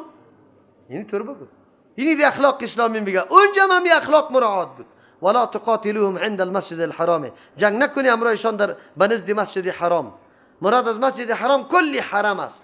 حرم بری خود نقاط نشاندار داره که در اونجا کسی داخل میشه شکاری از اونجا شکار نمیتونه، در اونجا جنگ جدلی گپار نمیتونی. حتی یقاتلوکم فیه، تا ای که اون مردم جنگ شروع بکنه امرای دمی جای حرم قطع شما جنگ شروع کن. که جنگ شروع کرد حالی شما از خود دفاع میکنی. سیست که این حرم است، قابل احترام است، لیکن به احترامی حرم اول چی کرده؟ وا کرده. فین قاتلوکم، اگر جنگ کردن امرای شما و شروع کردن فقتلوهم، آلی باز نگوی که اینجا حرم است کشتن جایز نیست، بکشیش. چرا که شما دفاع میکنی از خود. کذالک جزاء الکافرین، کافر که وقت خود تلاش میکنه خود در معرض قتل میاره جنگ میاره، تو دیگه چی مانده ایشه؟ خانه تا پایمال میکنه، ناموسی تا به عزت میکنه، مسلمان زیر شکنجه گرفته، انواع ظلم ها را روادار شده، تو باز قرار برش سعی بکن؟ تو باز برش سعی نکن. در این مورد بسیار مردم ها مورد امتحان قرار می. در هر مملک اسلامی کفار آمده، امی مسلمان ها قطعی از یا کار میکنه، با چشم سر میبینه به عزتی خواهر خدا، با چشم سر میبینه به عزتی برادر مسلمان خدا، با چشم سر میبینه که این کافر چقدر دین توهین میکنه. اما این قرار نشسته است، این را یاد داشته باشه، در پیش الله رفته نیسته. قرآن براتان میگه که در این طور موقع باز لحاظش نکن. لحاظ که تو کرده بودی به خاطر که این لحاظ میکرد، حالی این لحاظ نمیکنه، نه از حرم تو، نه از مای حرام تو، نه از تعهد و صلح و پیمان تو. کسی که از صلح و پیمان تو لحاظ نمیکنه، تو چی پابند همی صلحی از دوستی بعد وقت از بین ببری. یک مردا پیدا میشه، واقعا در ممالک مختلف همینطور مردا پیدا میشه که مجرد پای خود خارجی کج میمونه، میگه کج نمان که باز در جهنم روید میکنم. این میشه. و فین انتهوا، اگر قرار شدن من شدن، این دو قسم است، جنگ نکردن یا اسلام آوردن، فإن الله غفور رحیم. چقدر اسلام قطعی کسی دشمنی ذاتی نداره و ذاتشون دشمن ما نیست. الله میگه اگر قرار شدن جنگ نکردن اسلام آوردن، بس دیگه الله بی قدری اسلام از واره نداره. الله غفور است، بخشش میکنه گناه های سابقیشه، رحیم رحم میکنه آیندهشه، نعمت های زاید الله برش میده. اسلام دروازش باز است، به هیچ نوع آدمی که گناهگار است او را مایوس نمیسازه. باز الله میگه و قاتلوهم حتی لا تکون فتنه. جهاد تا کی است؟ مدت جهاد الله برای ما بیان میکنه. انتهای جهاد کی میشه؟ جهاد کی ختم میشه؟ قرآن میگه و قاتلوهم، جنگ کنی امرای کفار، کل کفار، یا دو زمان تنها کفار بکه، حتی لا تکونه، تا که باقی نمانه، فتنه فتنه. چی باقی نمانه؟ فتنه شرک میگه، شرک باقی نمانه. چرا که گندگی است، جامعه ملوث به این گپا میشه، مردم با آزادی دین خدا تفکیک کده نمیتونه. بد نباشه اگر مراد کفار مکه باشه، به دیگه کفار اینطور حکم نیست. دیگه کفار حکم اینطور است که اگر با امرای عقیده کفری خود قانون عمومی اسلام قبول داره و آزاد هستند، مراسم دینی خود انجام بده، اسلام قطعشان سر و کار نداره، اما در قانون عامه پابند نظام اسلام هستند. شرایط داره اسلام که مراسم مذهبی خدا باید پنهان انجام بده، ایره خیلی آشکارا و ظاهر نکنه. با تاسف که در این روزگار و در این عصر با اینمی مردمایی که به عقیده نعوذ بالله غلط و نادرست است و بسیار به سطح بزرگ حتی مسلمانات در او مراسم قطع شریک میشه. در مراسم مذهبی اون دعا مردم مسلمان ما رفتن شریک میشه نعوذ بالله و ایره افتخار میدانه. ایره چی میگه؟ ولا قط از جا همسایه هستیم. در جشن کافر شریک شدن تشبه به کافر است، عزت دادن به کافر است و الله تو را از این گپ منع کرد. موالات به کفار حرام است. تبریک دادن و خوشحالی کردن برای ازوای خود کفر است که تو را خوب بگوی نعوذ بالله. امروز مردم پیام روان میکنه، روز که کریسمس چی میکنه؟ بگوی تبریکی میگه. عجیب است. کدام اسلام هستی؟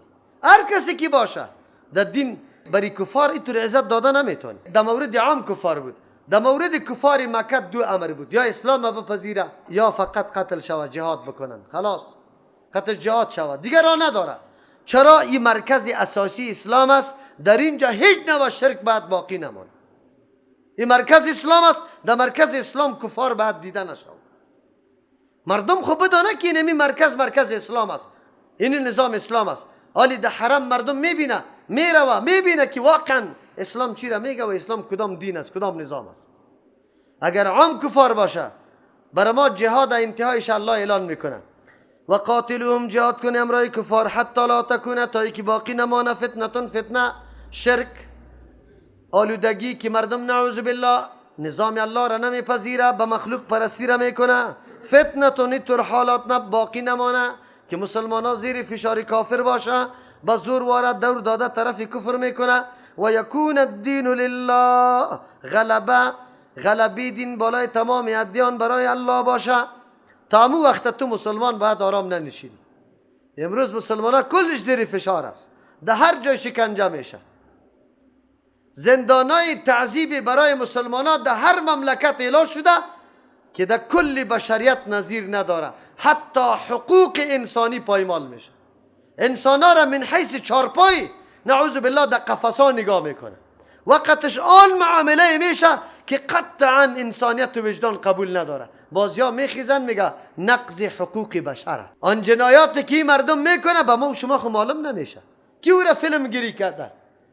خو کسی که بندیخانه را تیر کرده از پیشش سوال بکن که چه حالت بود، چقدر بی‌عزتی و انسانیت پایمال بود در اوجه. بود یا نبود؟ خو این بازخواست از این مسلمان هم میشه که امی مسلمان دگیر داده. از این مسلمان در روز قیامت الله سوال میکنه با کی دست داده بودی، کی را دگیر داده بودی، چی کار کرده بودی. این باید بگوی افتخارانه بگوی که مسلمان دگیر کافر دادم و او کافر نعوذ بالله سگ سر شیلا کرد نعوذ بالله. شما تصویر خواهری را میبینید در فلسطین که خواهر سگ نعوذ بالله سرش خیز میکنه. به الله قسم که کسی مرد مسلمان باشه خواهمی گپا را ببینه بسش است همی قدر. به الله قسم اگر نعوذ بالله غلامی کافره بکنه. خیر است اگر او دختر و زن فلسطینی است، مسلمان است، چادر سیاه داره، چادر علامه اسلام داره، تو غیرت داری؟ چطور است؟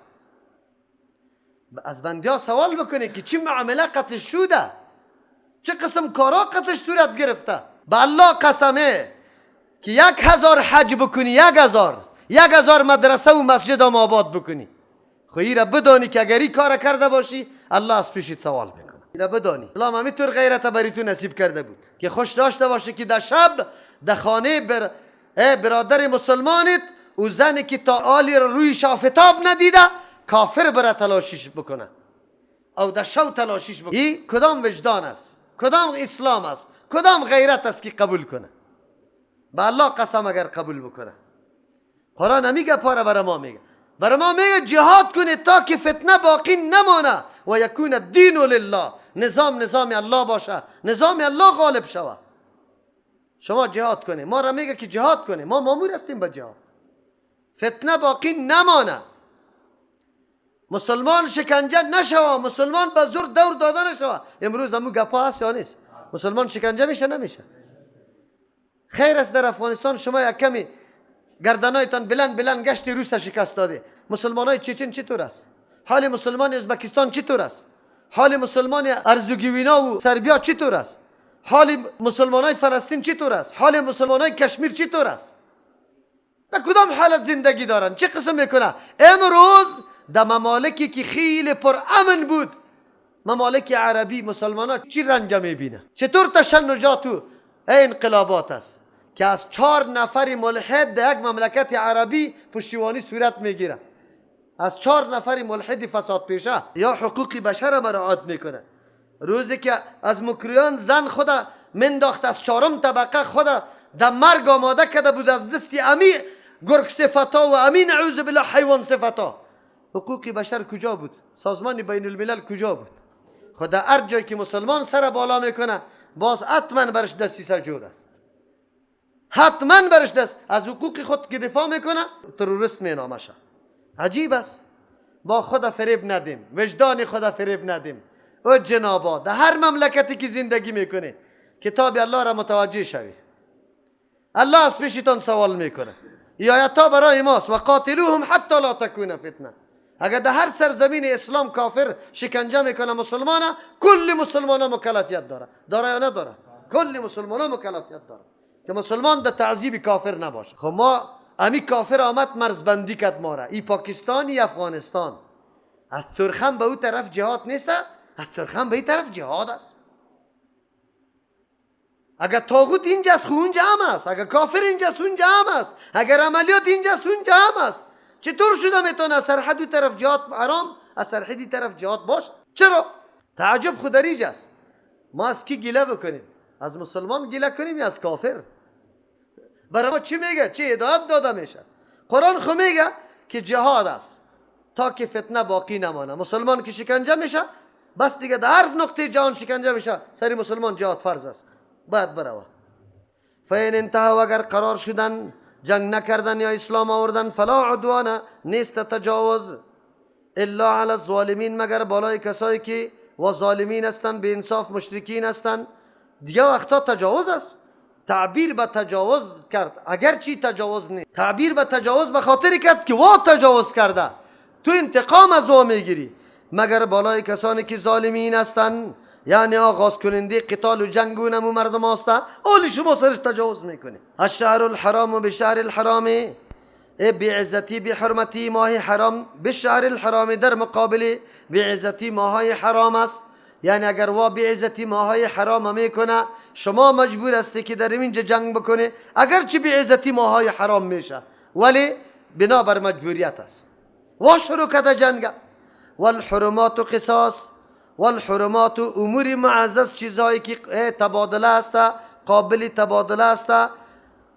لحاظ و عزتمندی شما بالکل برابر است. اگر وا لحاظش میکنه عزتمندیش داره شما هم داشته باشی، قطعا تعرض نکنه. اگر وا لحاظ عزتمندیش نمیکنه مجبور است شما دفاع بکنه.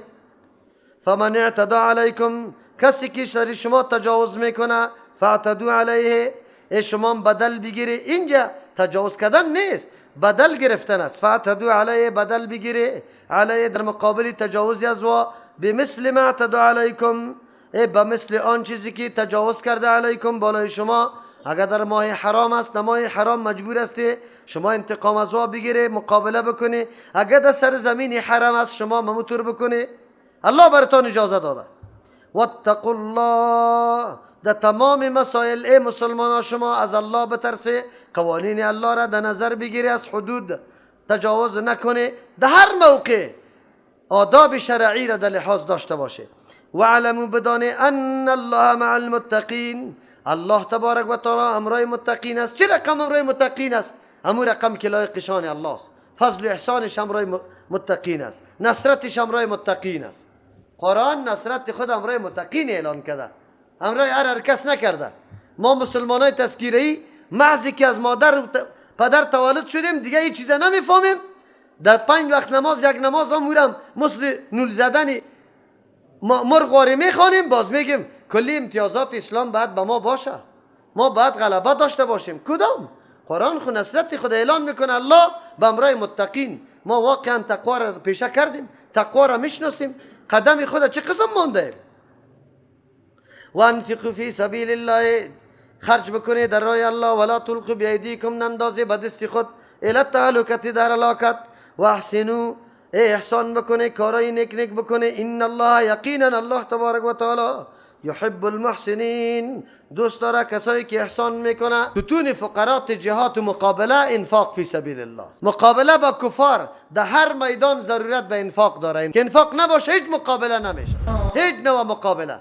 اگر در سنگر جهاد مقابله داری، ضرورت به اسلحه داری، به انتقال موتروی گپا داری، بنان و نفقه داری، از پشت سری خود از اولاد خود مطمئن باشی که اولادم گشنه تشنه باقی نمانده. ستون فقرات جهاد انفاق است. پیغمبر علیه السلام که دعوتش رنگ گرفت، در پای استاد شد توسط انفاق ابی بکر رضی الله عنه شده. امتیازی که ابی بکر داره و دیگه امت به او رسیده نمیتونه، به خاطر است که در روز اول، در روز سختی، در روزی که هیچ کس یار و همکار و مددگار نبود، ابو بکر یار و همکار و مددگار محمد رسول الله بود. نه تنها با جان، به خانه، به اولاد، به مال، هیچ چیزی خود از پیغمبر دریغ نکرده. امروز اگر یک طایفه بگوید که نه علی رضی الله عنه شخصیت بود، ما میگیم بله شخصیت بود لیکن خرد بود، روزگاری سخت زیاد تیر نکرده. و مشکلات بزرگی که سری پیغمبر در ساعت اول آمده بود، او مشکلات شانه به شانه ابوبکر رضی الله عنه پیغمبر بالا کرده. از این خاطر پیشتاز در امت است. تعصب نکو، با انصاف فیصله بکو که واقعا روزگار اول که کسی استادگی میکنه او پیشتاز میباشه. پسان خو مردم زیاد میشه، مردم بازار کار کرده رویسته، از شرم مردم هم یک کار آدم میکنه. امتیاز دیگه شبیبی علی رضی الله عنه بچه کاکای پیغمبر است. علی رضی الله عنه بزرگترین جگرگوشه و محبوبترین فرزند خدا فاطمه رضی الله عنها را به نکاحش داده. علی رضی الله عنه اگر دیگر لحاظا نباشه، از این لحاظم پشتیبانی پیغمبر بکنه. امروز همین پشتیبانی ها وجود داره یا نه؟ داماد قطع سخت مخالف است، اما در روزگاری که مردم سر دمله میکنه قطع دستات میشه نمیشه، بچه کاکا قطع دستات میشه، دیگه وقتا قطع دشمن است. اما ابوبکر رضی الله عنه هیچ نوع رشته با پیغمبر نداره، آدم بیگانه است و پیغمبر واقعا نصرت کرده. تو بی تاریخ عالی به انصاف بی تو را به الله قسم. از همون خاطر میگه که عمر رضی الله عنه میفرمه که اگر در مقابل کلی امداد و کمک و همکاری اسلامی ما ابوبکر رضی الله عنه یک شبی که در غار ثور قطع پیغمبر علیه السلام تیر کرده، امو فضیلت برای ما بده، ما آماده استم که برش بدم. یک شبه او شبی بود که جان ابوبکر در خطر بود. خو علی رضی الله عنه هم اگرچه جانش در خطر بود شناخته بود، پیغمبر برش گفته بود، وقت خبر کرده بود که بری تو گزنده نمیرسه، خدا جای ما تو خواب بکن. قرار ده بستر ناس خواب کرده. ابوبکر رضی الله عنه است که مارم پایش میگزه، پایای کفار میبینه. این حال شما فیصله کنه. اگر یک طایفه بخیزه همچو شخصیت بگویه که نعوذ بالله غاصب بود، ظالم بود و این مرتد شده، او طایفه مسلمان باقی میمانه؟ شما بگی، این فیصله در دست شما، این انصاف در دست شما. به انصاف تاریخ مطالعه بکن، تعصب نکن، ذهن وسیع داشته باش، در موردش ببین. خودت یک دفعه زندگی ابوبکر رضی الله عنه قطعش مطالعه بکن که چی کرده در روزگاری که در خانه خود چیزی را هم نمانده. موقع جهاد از عمر رضی الله عنه میگه پیغمبر اعلان کرد که در جهاد میریم، هر چیزی که داری بیاره. ما همین دفعه قصد کردم که از ابوبکر رضی الله عنه پیش چی میکنم؟ پیشی میکنم. رفتم در خانه که می چیزی داشتم نصف کردم، هر چیزی که داشتم نصف کلش آوردم کٹ کردم در پیش پیغمبر. زمانی که ابوبکر رضی الله عنه آمد از ما سوال کرد چی کردی عمر؟ من گفتم نیم چیزای خانه خودم مکمل آوردم. زمانی از ابوبکر سوال میکنه میگه که کلی چیزا را آوردم، کلی چیزا را. گفت اولادت چی کردی؟ گفت به الله سپردم شه، به الله ماندم شه. الله اکبر. گفتم که نه عمر نمیتونی دیگه مقابله رقت ابوبکر. تو نیم آورده خوش هستی که اینا نیم آوردم. اینا شخصیت ها که اولاد خدا به الله گذاشته، هیچ چیز باقی نمونده. هر کس ابوبکر شده نمیتونه. گپی ما ده کجاست؟ و انفقوا فی سبیل الله. کامیابی جهاد بدون انفاق پدری کسی را کامیاب کرده نمیتونه. مجاهد هستی جهاد کرده نمیتونی بدون انفاق. از همون خاطر مجاهدین در هر سرزمین به انفاق خیلی زیاد ضرورت داره. بهترین مصرف زکات در هر نقطه‌ای که به خاطر رضای الله مردم جهاد میکنه، بزرگترین مصرف زکات اونم واسطه. از همون خاطر شما در ممالک عربی میبینی که مؤسسات خیریت زکات ها را جمع میکنه و روان میکنه به او کسایی که واقعا مجاهد است. چرا؟ اول مصرف یا مصرفی که خیلی مهم است اما واسطه. مجاهد نباشه، سرحد اسلام نگاه نکنه، تو ختمای تراویح به آرامی انجام داده میتونی؟ احکام اسلامی را به آرامی جاری کرده میتونی؟ کلا قطعا. مجاهد که غنی هم باشه تو برش زکات داده میتونی. اهل و عیالش باید اکمال بکنی، دیگه دستت که نمیرسه همی قدر خو میتونی. قرآن براتان میگه وانفقوا فی سبیل الله. هر میدان مبارزه بی انفاق نمیره. من ترجمه قرآن دارم. اگر ابی دوستایی که الله در مال و در اولاد و در همه زندگیشان برکت زیاد پرته، یا اقدام نکنه، یا کمک نکنه، موتر نگیره، لاسپیکر نگیره، وسایلی که ما ضرورت داریم ایره آماده نکنه، میتونیم ترجمه؟ میتونیم. امی بسیار درد دارم، بسیار احساس دارم، به کی برسانم؟ چه قسم برسانم؟ ببینی سر ما آنقدر محاصره آمده جای نداریم، جای برای ترجمه نداریم. مساجد الله که از او هیچ کس منع نمیشه، ما منع یا نمیشیم، کس برای ما موقع نمیده که حتی ترجمه قرآن بکنیم. شما دیدی که نه میدان فرهنگی، نه میدان اقتصادی، نه میدان سیاسی و نه میدان جنگ عملی بدون انفاق فی سبیل الله. از همون خاطر الله امی آیت روان کرد. ابو ایوب انصاری رضی الله عنه میگه به الله قسم زمانی که آیت نازل میشه مورد و مقصدی آیت ما خوب میدانم. ما انصار بودیم، تا نمو وقت سخت مبارزه میکردیم به همراهی پیغمبر. یک دفعه که اسلام یک کمی وسعت پیدا کرد، پیشرفت پیدا کرد، گروه ها زیاد داخل اسلام شد، در دل گفتیم که حالی خوب قدر زیاد نیاز به ما باقی نمانده، بیایی کمی اصلاحی چی را بکنیم؟ ملک و وطن و باغ و بوته خدا بکنیم. الله تبارک و تعالی گفت اینجا برای ما چی کرد؟ آیت روان کرد و انفقوا فی سبیل الله. الله برای ما امر میکنه خرج کنه. خدا کجا خرج کنیم؟ فی سبیل الله. اینال کسی که مؤمن است در جستجوی عزیز که فی سبیل الله را پیدا کنه. پیدا فی سبیل الله کدام است؟ بله مجله ها چاپ میشه، فتواها طلب میشه، در مؤسسات خیرات زکات رواست، فلانی دکتر صاحب قرضاوی و فلانی عالم فتوا داده. برالا پس موضوع این مسئله اختلافی است. یک تعداد علما به مؤسسات خیریه، به جمعیت های خیریه میگه زکات دادن جایز است، چرا که خدمت به دین میکنه یا هم در جمله فی سبیل الله میره. اما یک تعداد کثیر علما میگه که نه، مصارف زکات در قرآن کریم مشخص است، غیر از او به دیگه کس داده نمیشه. خب قرآن چی برای ما میگه که به کی بدیم؟ قرآن برات میگه وانفقوا فی سبیل الله. اولین مصداقی که کسی در راه الله مقابله داره او را باید تو پیدا کنی مؤمن. کی است؟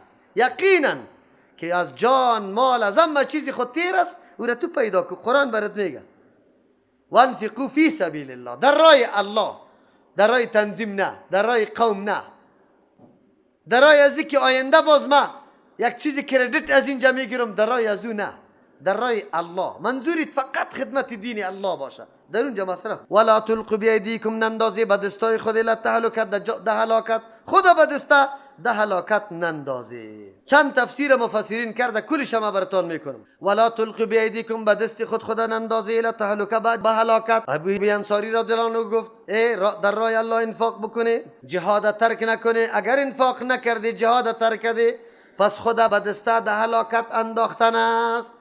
خود به خود تو ده هلاکت هستی.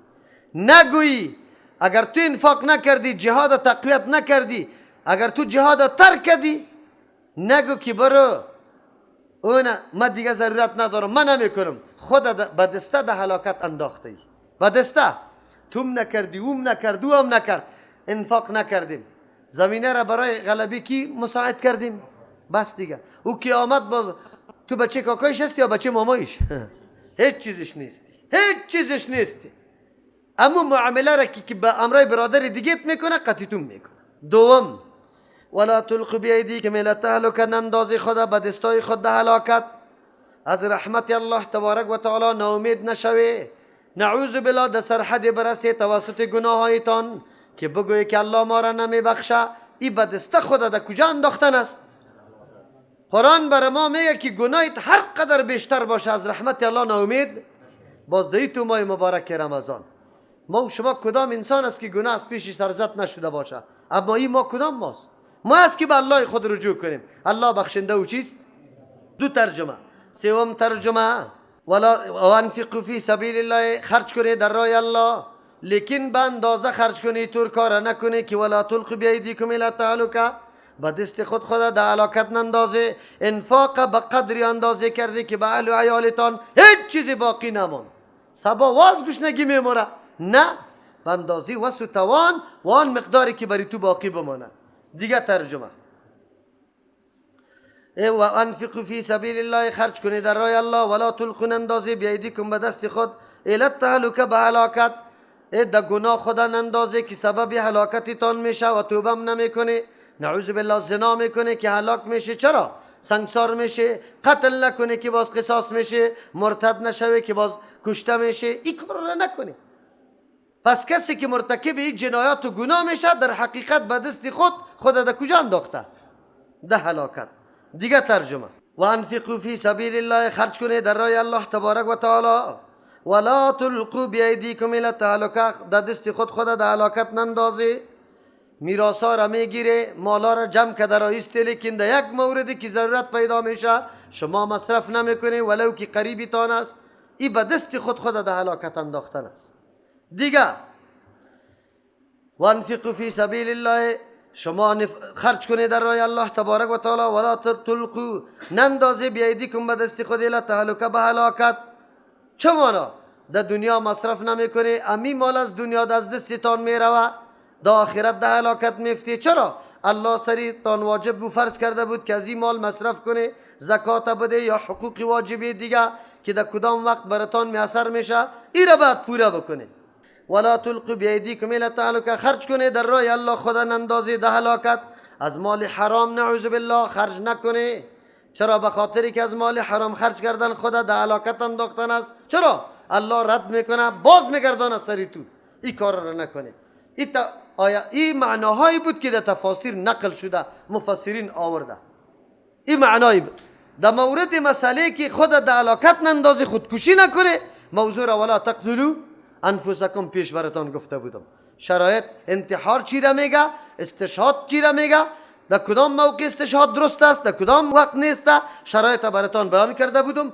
اینمو موضوع در اینجا هم میشه. خب اصل مهمترین موضوع در اینجا مصداقش نخرج کردن است و این موضوع مهم موضوع است. یادتان باشه اگر تاجر ما مصرف نکنه، مراکز دینی را احیا نکنه، جوانای ما در دامن یهود و نصارا میفته، بنگی برالا. او برش اینترنت کلاب جور کرده، او برش سینما جور کرده، او برش چینلای تلویزیون خیلی زیاد کرده، او برش موبایل با قیمت ارزان در اینجا عرضه کرده. تمام روز دختر و بچه جوان ما فکرش قطعی نعوذ بالله زندگی عشق بازی است، خیر و خلاص. اینجا است که ما هلاک میشیم. نه، بیای مصرف بکنیم. مصرف تنها در زکات نیست، بعضی موارد و بعضی اوقات میشه که سر ما فرض میشه مصرف. امی عصر اینمی زمان فرض سر ما مصرف. در مقابل تلویزیون مزخرف یزو تلویزیون درست جور کردن، پانتون مزخرف یزو پانتون درست جور کردن. او میدان برات مزخرف جور کرده، تو سالم، تو درست برش جور بکو، مردم سوق بدی به این طرف. الحمدلله عالی، ما بالکل میبینیم او توجه و او عنایت و او مرامی که جوانای امروزی ما دارن. الحمدلله شما ببینید به پولی خود بسیار به جاهای دور صرف به خاطر انجام عبادت میره، صرف به خاطر شنیدن سخن میره، به این خاطر میره که ما با قرآن آشنایی پیدا بکنیم. هیچ نوع امتیاز برش داده نمیشه، اما بالمقابل هر نوع امتیاز برش است، هر نوع خوشحالی و خوشبختی موقت برش موجود داره، اما همی جوانی ما باز رو را به دین آورده. الحمدلله اگر ما و تو یک کمی هوشیار شویم، مرکز تقویت بدیم، ما باز بالکل هیچ حراسی نداریم از دنیای کفر. نه کس یهودی میشه نه نصرانی میشه. خب با تاسف که ما و تو مرکز قوت ندادیم، از او خاطر در بدر زمین مساعد به کی میشه؟ او روز براتان گفتم که ایتام ما در دامن یهود و نصارا چی میشه؟ تربیه میشه، کلان میشه. مجبور است که اون نصرا نتایاد بگیره، انجیل بشناسه، قرآن نشناسه، او عیسی علیه السلام بشناسه، محمد رسول الله را نشناسه. چرا؟ از خردی تا کلانی را امو تربیه را دیده، خاص دستی تو دیده. و تاجری محترم و سرمایه‌داری محترم، یک کمی فکر بکو. قرآن برات میگه وانفقوا فی سبیل الله، در راه الله مصرف کو، ولا تلقوا بایدیکم من التهلکه، با دست خود در هلاکت نپرتو. در بدریست. خب متوجه باش دنیا کدام طرف روان است، چی کار میکنه. امروز از جبهه نظامی کرده جبهه فرهنگی خیلی گرم است، خیلی قوت گرفته، خیلی در بدری نصیب جامعه ما از طریق فرهنگ شده. نشده؟ لباس مردم ما را ببینه، حرکات مردم ما را ببینه، عادات مردم ما را ببینه که کدام عادت است، کدام لباس است، کدام چیزا خیلی زیاد چی آورده. ولی قرآن برات میگه خدا به دست به هلاکت نندازی. و احسنو، کارای درست بکنه. احسنو کلمه خیلی وسیع است. احسان بکنه، امر بالمعروف نهی عن المنکر، احسان مالی، مصرفای مالی بکنه، احسان بکنه در دعوت، مردم ها را دعوت بده. میبینی که اینی برادرم میره دونمو مرکزی فساد میره، باید جستجو کنی، اول خودت برش دعوت بدی، اگر نمیتونی دعوت یک نفری دوست دیگر برش پیدا بکو، از راه دیگه برش پیش بیا تا که او از مرکز فساد چی شوه؟ من شوه. تلاش بکو. این احسان میگم. احسان یک مفهومی خیلی عام است، وسیع است. آلی احسان، آلی ما چطور میتونیم احسان در ترجمه چطور احسان میتونیم؟ یک نفری جدید آمده، آلی او را بد سعی نمیکنه، جای برش میدیم، از پیش سوال میکنیم از کجا آمدی بخیر، الله برات اجر بده، هر روز میایی، چی مشکل داری؟ در مسیر ما اگر باشی قطما موتر است، ما تو را ورداشته میتونیم. اینا میگه احسان. یه احسان است. احسان در عقیده، احسان در عمل، احسان در اخلاق. الله میگه واحسنوا، فقط فرمان عمومی است. احسان کو، احسان نفید به مردم برسه، نفید به مردم برسه، عمرت یک دم ثمر بخش باشه. اینی را احسان میگه. ان الله، یقینا الله تبارک و تعالی یحب المحسنین، دوست داره کسانی که محسن است. احسان در عبادت چی را گفته بود؟ ان تعبد ربک کانک تراه. عبادت الله را طوری بکو که الله تو را میبینه. فإن لم تکن تراه فإنه یراک. اگر تو نمیبینی الله میبینه. احسان بکو در نمازی، در تراویح، در تلاوت قرآن کریمت، در کلش احسان بکو. و اتم الحج والعمره لله. آلی حکم دیگه مسئله حج بیان میکنه. تمام کنی حج والعمره، عمره را لله خاص برای الله تبارک و تعالی تمام کنی. حج تمامیت کی میشه؟ که تو شروع کرده باشی. حج خو فرض است، بیا از که شروع میکنی باید از بین نبری تا که آخر نرساندی. عمره با وصف که اختلاف است که واجب است یا سنت است. اگر واجب باشه خونه اتمامش باز ضروری است، اگر سنت باشه یعنی نفل باشه، آل اتمامش چطور است؟ در نفل نماز و در نفل روزه انسان اختیار داره، دلش در آخر میرسانه یا نمیرسانه. مسلک جمهوری علما همیست. اگر چه علمای احناف چی نمازی نفل باشه یا چی روزی نفل باشه، کمی شروع کردی سری تو لازم است اتمام. اگر میده کردی باطل کردی سری تو لازم است قضا. و میگه لازم النفل بالشروع، نفل به شروع لازم میشه خلاص. لیکن جمهوری علما قائل به است، اکثریت علما، که نفل به شروع لازم نمیشه. چرا؟ نفل یک امر اختیاری در پیش بنده است. الله بنده را اختیاری مانده. اگر تو شروع بکنی اختیارم نداشته باشی باز خو اختیاری نشد، باز خو امری لازمی شد. بله قضا آوردنش مستحب است. نماز شروع کردی 2 رکعت نفل، بعد از 2 میده کردی قضای شبیار مستحب است، واجب نیست، الله تو را نمیگیره. روزه را شروع کردی، آلی در عین چاشت میمان برات آمد، آلی قطع میمان نان میخوری؟ نه، بخو قطع میمان نانیتا، این سری تو اتمامش لازمی نبود. دیگر روز اگه قضا آوردی مستحب است، خب کار است، اگر نه آوردی واجب سرت نیست. اما در مورد عمره کل علما اتفاق داره که شروع کردی اتمام هم سرت لازم است، تکمیل بکو. چرا که الله فرمان داده و اتم الحج والعمره. اول مسئله برای ما میگه که حج و عمره را در اکمال برسانیم. خب مهمترین چیز در حج و عمره چیست؟ لله، برای الله است. که حج بر رضای الله، عمره بر رضای هیچ نوع شهرت طلبی، نعوذ بالله ریایی، سمعت، خودنمایی دیش نباشه، گپی دیگه، لحاظ دیگه قطش نباشه. این اولین شرط حج و عمره اینه میسته که برای الله باشه.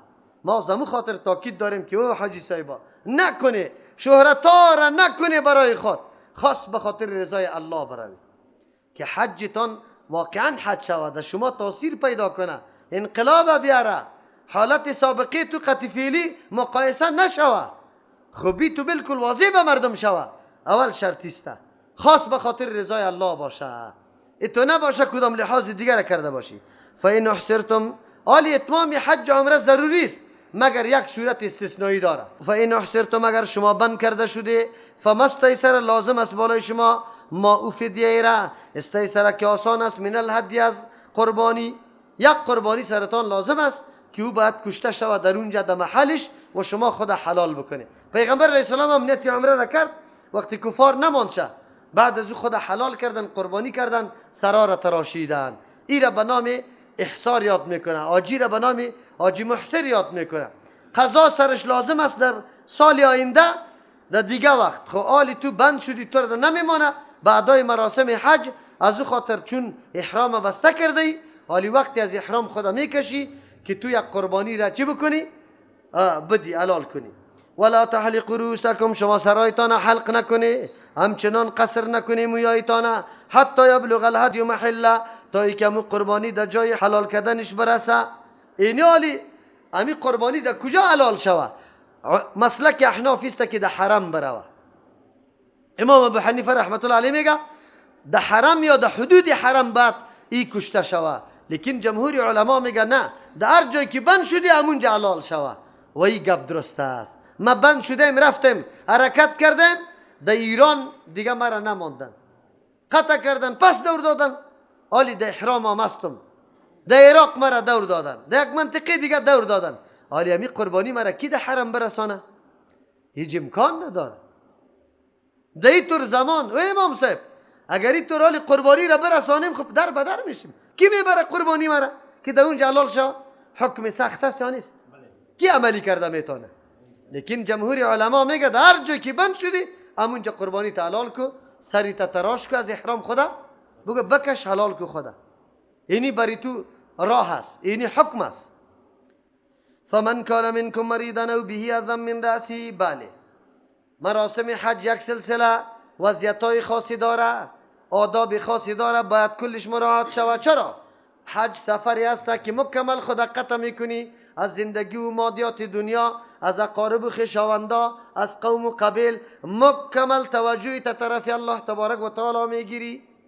وقتی که توجه تا طرف میکنی پس آن چیزی که سبب زیبایی و زینتی وجودت میشه که تو را متوجه وجود میسازه، امو چیزا را بعد از بین ببری که به توجه کامل طرف الله باشی. از امو خاطر کالای خواب دختگی و یخندار و گپا را مکمل میکشی، سر پرد نمیکنی، بوتای ساقدار نمیپوشی، بلکه 2 لباس 2 دانه چادر و هم عیناً حیثیت کفن داره، امیر در گرد خود میپردی. چرا؟ به خاطر که انقطاع کامل با کی بیا؟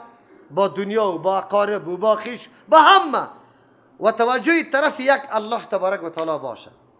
از او خاطر یک سلسله آداب داره. محرم وقتی که احرام بسته میکنه بعد از او خوشبویی زده میتونه، سری خود تراش کرده میتونه، ناخونای خود گرفته میتونه؟ نمیتونه. بس دیگه در این حالت میری تو مراسم حج انجام میدی. این آداب است. تا که خود حلال نکرده ای بری توی چیزا حرام میشه. این محظوراتی چی میگه؟ احرام. یعنی آن چیزی که توسط احرام بستن چی میشه؟ ممنوع میشه. شکار کردن نمیتونی، جنگ جدل این گپا را نمیتونی. خو یک آدم میرسه برش تکلیف، مریض میشه، این آدم چیست مویا داشت یک دمش پیش کرد، حالی چی میکنه؟ اسلام مواضع ضرورت مستثنا میکنه. تو را در او حالت نمیرسونه که نعوذ بالله قابل نفرت شوی، سری تو خزنده ها بیا مردم ببینه. نه، در اونجا الله بری تو اجازه داده. فمن کان منکم مریضا، کسی که از شما مریض باشه، او بهی اذن، یا بالایش چیزی اذیت من رأسی، از ناحیه سرش باشه، ففدیه لازم است بالایش بدلی شرعی. فدیه بدلی شرعی را میگه. من صیام، از روزه ها که 6 روز است، اگر قربانی گپا نداره 6 روز روزه بگیره، او صدقت، یا به 6 مسکین طعام بده، او نسکین، یا قربانی بکنه. یکی از این 3 چیزا بکنه. چون که تو مشکل برات پیش شد، آلی سری تا تراش میکنی قبل از اینکه مراسم انجام ندادی، در حالی که سر تراش کردن سری تو من بود، آلی مشکل برات پیدا شده، سرکی تراش میکنی. یکی از 3 چیزا بکن. افضل ترین چیزا قربانی، بعد از 6 مسکین چی؟ طعام دادن، بعد از باز 6 روزه است. 6 روز روزه است. دایی هر کدامش تو اختیار داری، هر کدامش که انجام میدی. خب اینی فدیش هست. شریعت برش اینی گپ مقرر کرد. آلی فاذا امنتم، اونجا خب محاصره بودی. محاصره عام است، یا چیزایی درنده در پیش روی دامت نمیگذارته، یا دشمن آمد، یا یک جای بندی شدی، یا است که مثل روزگار فعلی ما ویزا کس برات نمیده، نم اجازه برات نمیده، تو را میکشه از حرم. در این صورت تو محصر میشی. محصر که شدی، یک قربانی سرتا سلال که آینده حج یا عمره که تو نیت کرده بودی و سری تو قضایش لازم است که تو باید او را قضایی بیاری. وقتی که به امن شدی، یعنی آلی دیگه دمی روی تا کسی نگرفته، محصر نیستی، روان استی. فمن تمتع، کسی که نفع میگیره بالعمره به عمره، الی الحج، که پیوسته امرای حج باشه، فمستیسر، پس لازم است بالایش آن چیزی که آسان است، من الهدی، از قربانی. این شکرانه عمره میگه. فمن لم یجد، کسی که نیافتمی قربانی را، فصیام 3 ایام، روزه گرفتن 3 روز است، فی الحج، در حج، که آخرش روز 9 حج باشه، و 7 روز اذا رجعتم، وقتی که باز میگردید در خانه هایتان، که تلک 10 کامله، ای 7 روزی که در خانه ها گرفتی 3 روز، اوجا 10 روز شد کاملتون کامل. ذالک، ای حکم جمع کردن عمره، امرای حج فرضی، لمن لم یکن، برای کسی است که نباشه اهله، خانوادهش، خانش، حاضر المسجد الحرام، حاضر در مسجد حرام، یعنی در نواحی مکه نباشه. واتقوا الله، بترسی از الله تبارک و تعالی، اعمالی را که انجام بده مکمل موافق سنت رسول الله باشه. واعلموا، بدانی ان الله شدید العقاب، یقینا الله تبارک و تعالی سخت عذاب دهنده است. اگر کدام قول و فعل شما مخالف شرع انجام میده، الله شما را عذاب دادن میتونه. در اینجا اول موضوع برای ما واضح شد که حج و عمره ضروری است. البته حج ماهای مخصوصی داره که شوال، ذوالقعده، 10 روز از ذوالحجه است، بدون از او حج فرضی ادا نمیشه. اما عمره در کل روزای سال عمره ادا میشه. خو عمره در رمضان ثواب بیشتر داره. در یک حدیث کسی که در رمضان عمره میکنه برابر حج فرضی الله ثواب برش میده. معلوم شد که اعمال و مناسک حج وقتی کسی شروع میکنه بعد در اتمام برسانه. چرا؟ در مورد احکام الله آدم نعوذ بالله استهزا یا سبکی نمیکنه، تمام میکنه.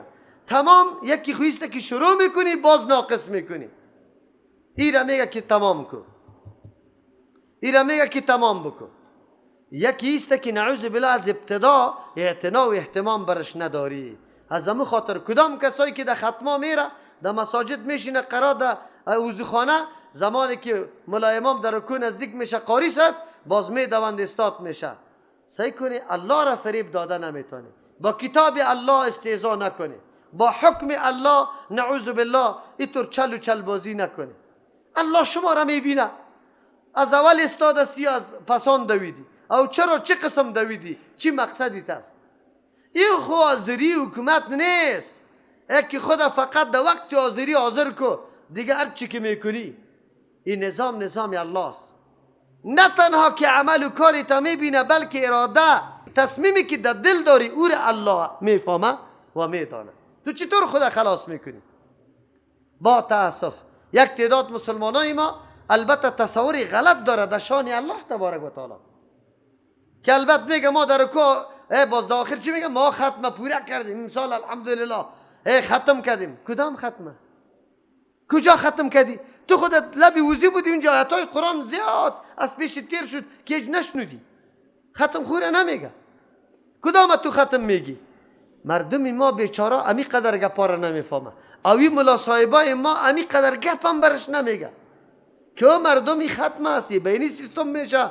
این قرآن قابل تعظیم است، ما باید خیلی احترام کتاب الله را بکنیم. اما هیچ نیسته. الله میگه در حج و عمره نمیطور است، کدام مناسک و کدام مراسمی که داره او را پوره انجام بده. از او خاطر پیغمبر علیه السلام گفت خذوا عنی مناسککم، طرز و طریقه ادای مراسم حج از ما بگیره.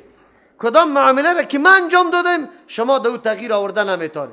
به اندازه نخود یا از نخود که هنوز هم خورتر سنگ گرفته میشه و قلاج کرده میشه به چی؟ به زدن.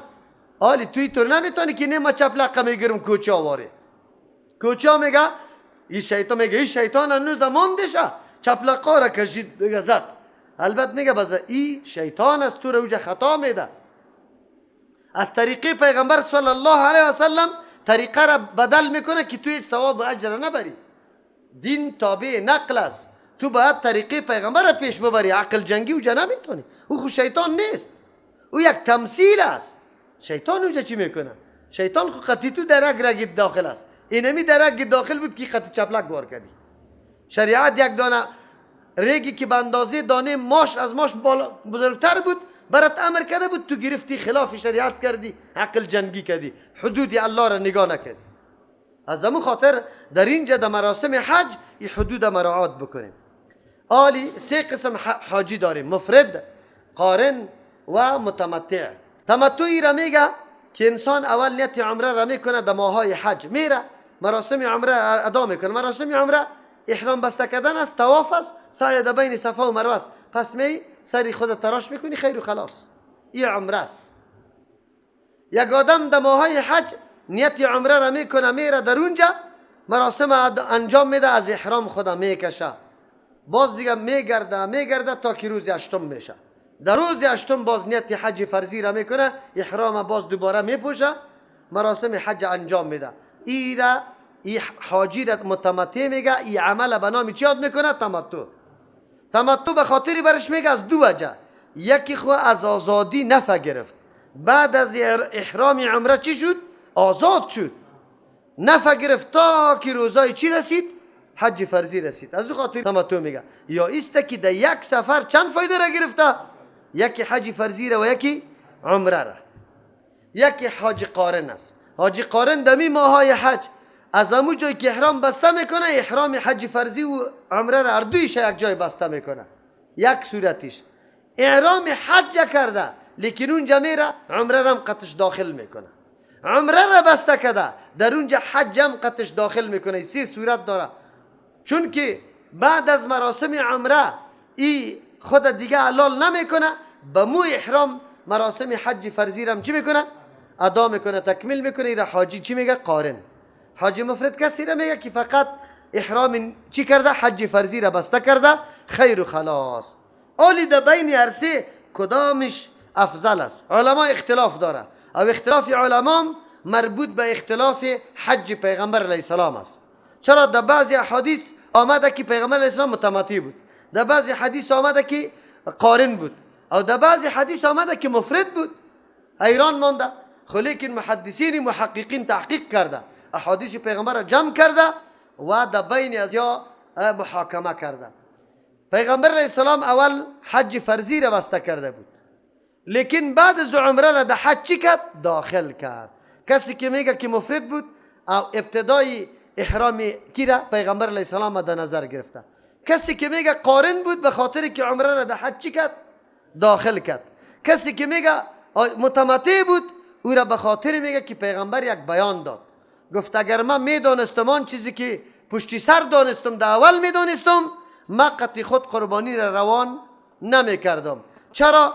در سفری که امرای پیغمبر صحابه شریک بودن، کدام کسایی که قربانی را آورده بودن واره پیغمبر گفت که احرامتان خلاص نمیتانه، اما طور باقی میمانه، مراسم حج فرضی را دمی احرام ادا میکنه.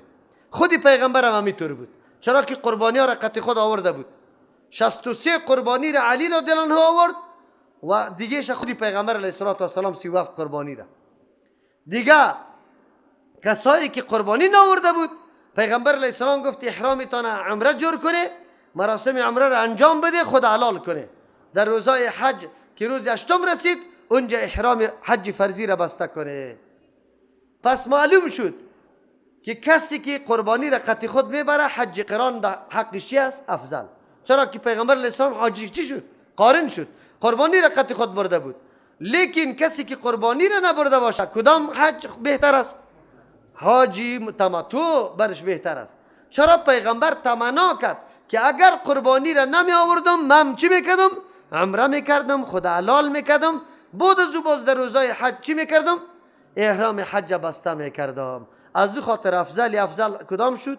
برای کسی که قربانی را نبرده باشه چیست؟ تمتع. برای کسی که قربانی را برده باشه چیست؟ قران. بعد از او باز حج چی است؟ مفرد است. اینی 3 قسم حج است. کسایی که در امی سفر حج عمره را انجام داده سر از یک دم شکر است، یعنی یک قربانی که باید شکرگزاری نعمت الله را بکنه که در یک سفر چند عبادت انجام داد؟ 2 عبادت انجام داده. سری حاجی قربانی نیست، سری مسافر قربانی واجب نیست. مستحب است که مسافر قربانی بکنه لیکن واجب نیست. پس این مردمای ما که میره پس اینجا توصیه میکنه، از اونجا زنگ میزنه یکی برای ما قربانی بکنه، تو نمونجا دم اینمی دم که میکشی همی کفایت میکنه. اینجا اگر اولادای صاحب نصاب است توان قربانی کردن نداره بکنه به نام تو نه، به نام خودشان. در غیر از او سری تو قربانی نیسته، همی دم شکر میکشی. غیر از او کسی که مسافر است سرش قربانی واجب اگر استحبابا میکنه. خودی پیغمبر در سفر بود نرسیده بود در مدینه منوره، روز عید آمد و در اونجا چی کرده بود؟ قربانی را کرده بود. اینی را به نام دم شکر یاد میکنه که در یک سفر 2 حج انجام داده. آلی یک کسی توانایی مالی را نداره امی قربانی را نمیتونه، قبلا ای باید انتظام بکنه. قبل از روز 9 3 روز روزه بگیره، 7م 8م چی را؟ 9. گرچه روز 9 روزه گرفتن برای حاجی سنت نیست، برای ما و شما سنت است. روز عرفه است، برای ما و شما سنت است. 1 ساله گناه را الله چی میکنه؟ معاف میکنه، در حدیث میآید. اما برای حاجی سنت نیست. از او خاطر 3 روز قبل از روز 9 گرفته باشه، باز بعد از او که پس در خانه خود آمد 7 روز دیگر هم بگیره چند میشه؟ این قایم مقام چی میشه؟ امو قربانی کی بگه برای که در یک سفر چند چی را انجام داده بود؟ 2 عبادت. البته این امر برای آفاقی است. کسایی که ساکن در مکه مکرمه است هر وقت واده برش میسر است که عمره میتونه، به اون مردم در روزای حج بعد عمره را قطع حج یک جایی نکنه. مردم دور دست که وا توانمندی نداره دیگه وقتا عمره بکنه اونجا عمره بکنه. باقی مانده یک موضوع دیگه که اونجا بعضی مردم میره باز عمره کرده ایره به فلانی کردم، ایره ده فلانی کاکا و ماما و خاله و عمه. برای من بسیار عمره مردم کرده. ما گفتم نه، از صحابه منقول نیست. پیغمبر علیه السلام ترغیب نداده. تنها عایشه رضی الله عنها چون مریضی سرش آمده بود، مریضی ماهواری، عمره نتانست. شریکای سفرش عمره کرد و این نتانست بنابر مریضی. باز پیغمبر علیه السلام آرزو کرد بعد از مراسم حج، گفت یا رسول الله دیگرا 2 چی را میبره ثواب و ما یک. برادرش عبدالرحمن گفت ببر. آلی به نام تنعیم یاد میکنه، در اونجا برد شه، از اونجا احرام عمره را بسته کرد. یعنی بعد از حج فرضی یک عمره را انجام داد، به خاطر که در اول عمره را نکرده بود. دیگه نه از پیغمبر ترغیب نقل شده و نه از صحابه عملش نقل شده که صحابه تکرارای عمره را کرده باشه. این مردمای ما که تکرارای عمره را میکنه، این صحیح نیست. کسی مرد است در حرم نماز بخونه، تلاوت بکنه، طواف بکنه، ثوابش زیاد است. همیشه که اونجا رفته در بازارا نمانه، در عماره ها خو نکنه، برید در حرم اونجا طواف کرده، برید تلاوت بکنه و یک نماز از حرم از پیشتان قضا نشوه که یک نماز برابر چیست؟ یک لک. اگر در گیر کدام پیر افتاده او براتان گفت که اینجا نماز نمیشه بره، او اگر نماز هم خوانده فتوا برات میگم اگر پس چی کو؟ اعاده کو. در افغانستانی تان مردم اعاده کده چند روزه؟ 40 روز نماز سرش اعاده کده. چرا؟ میگه امام در مدینه منوره که شما اونجا رفته امامش چی بوده؟ صحیح نبوده، اقتدای شما سری ازو نشوده، پشتی ازو نشوده، پس بگردانه. الله رحم بکنه. واتقوا الله، بترسی از الله تبارک و تعالی. امتیاز نظام اسلام با قوانین دنیای دیگه چیست؟ الله قوانین مقررات برای ما بیان میکنه، داخل برای ما نمیگه که پلیس سرتان استاده است، کامرا براتان ماندیم شما را فیلمگیری میکنه. ایگه پار قرآن برای ما نمیگه. قرآن میگه تمام مقررات دینی خدا که بیان میکنه، اگر ارتباط به روزه داشت، اگر ارتباط به حج داشت، اگر ارتباط به چیز داشت، جهاد داشت، اگر ارتباط به حج داره، هر جایی که است الله به یک کلمه ما شما را آگاه میکنه واتقوا الله، از الله بترسی.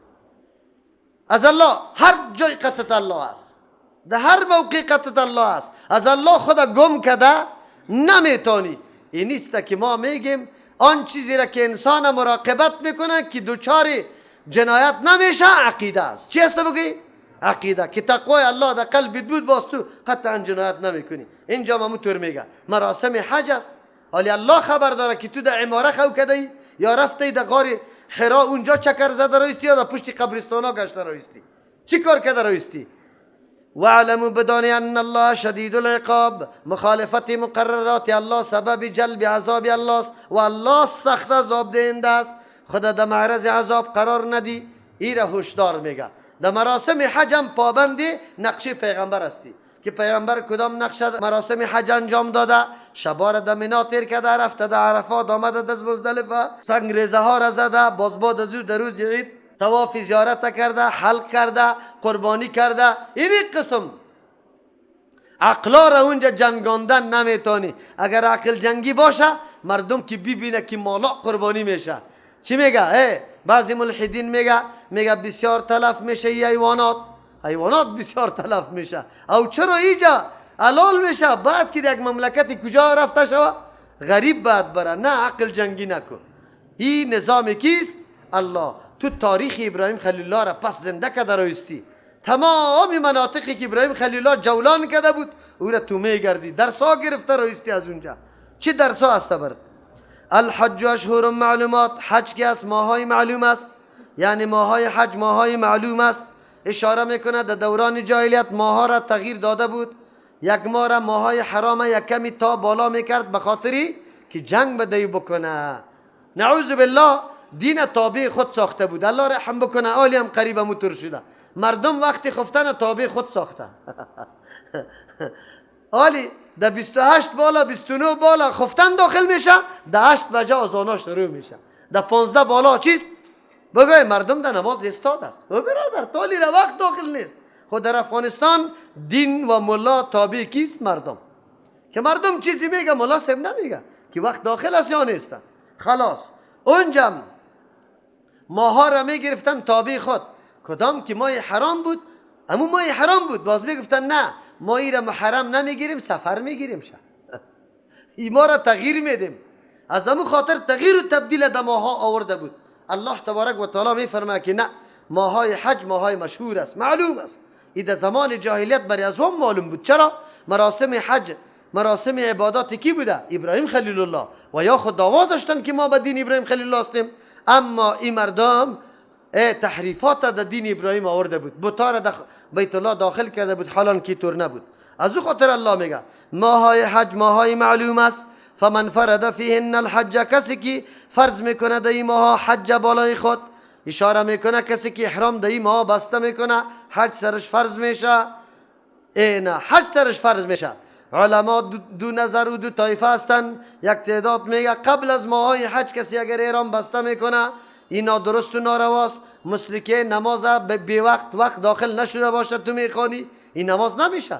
اگرچه تکبیر تحریمه را تو دبعه تالی را پیشین داخل نشده، من 1 ساعت قرائت تلاوت قرآن دراز میکنم، در 11 بجه نیت بسته میکنم، 1 ساعت تلاوت کرده تا که 12 چی شوه داخل شوه، نه نمازم صحیح نشده. چرا؟ احرام در بی وقت بسته شده. احرام چی شده؟ یک تعداد علما قائل است که اگر ماه شوال داخل نشده باشه کسی احرام بسته کنه احرامش چیست؟ باطل.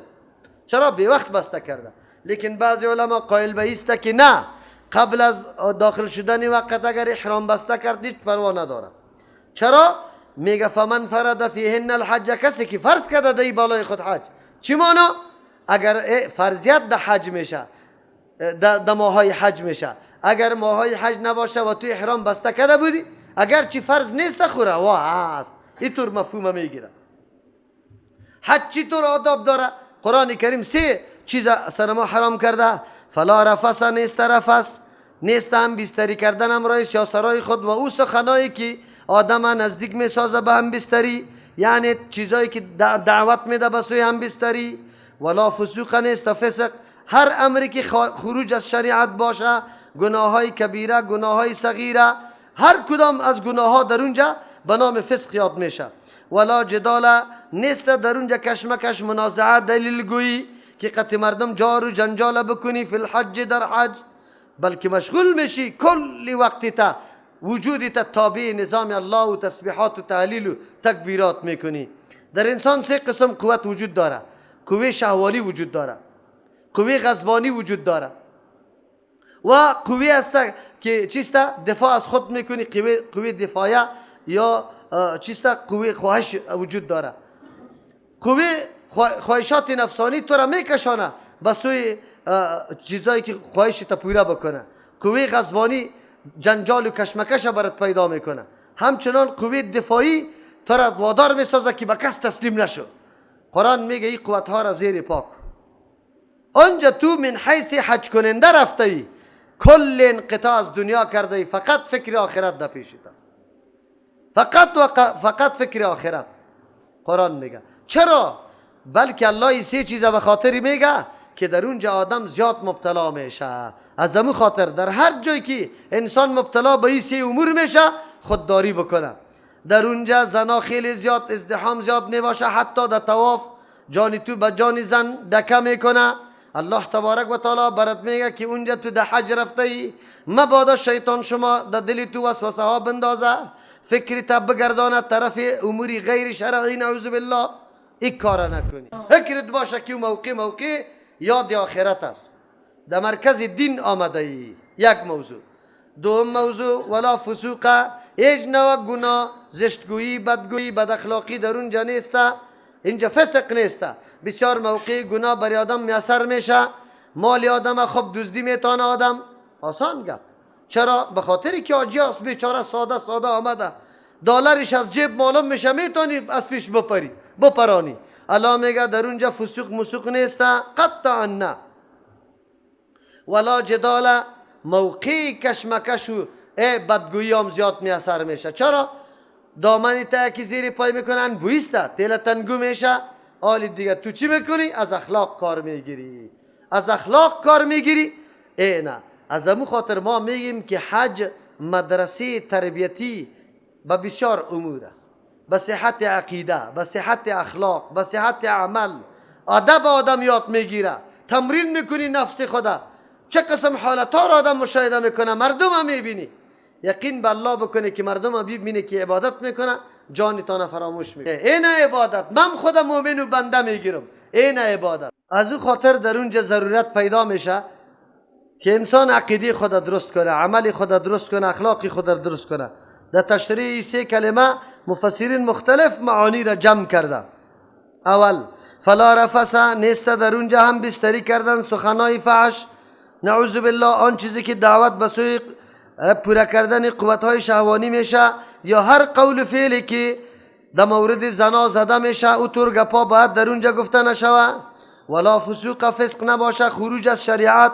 خروج از شریعت عام است برای ذکور، برای اناث، هر کدامش که باشه. کالای دخته شده را پوشیده نمیتانی، ذکور نمیتونه سری خدا بپوشانه یا روی خدا.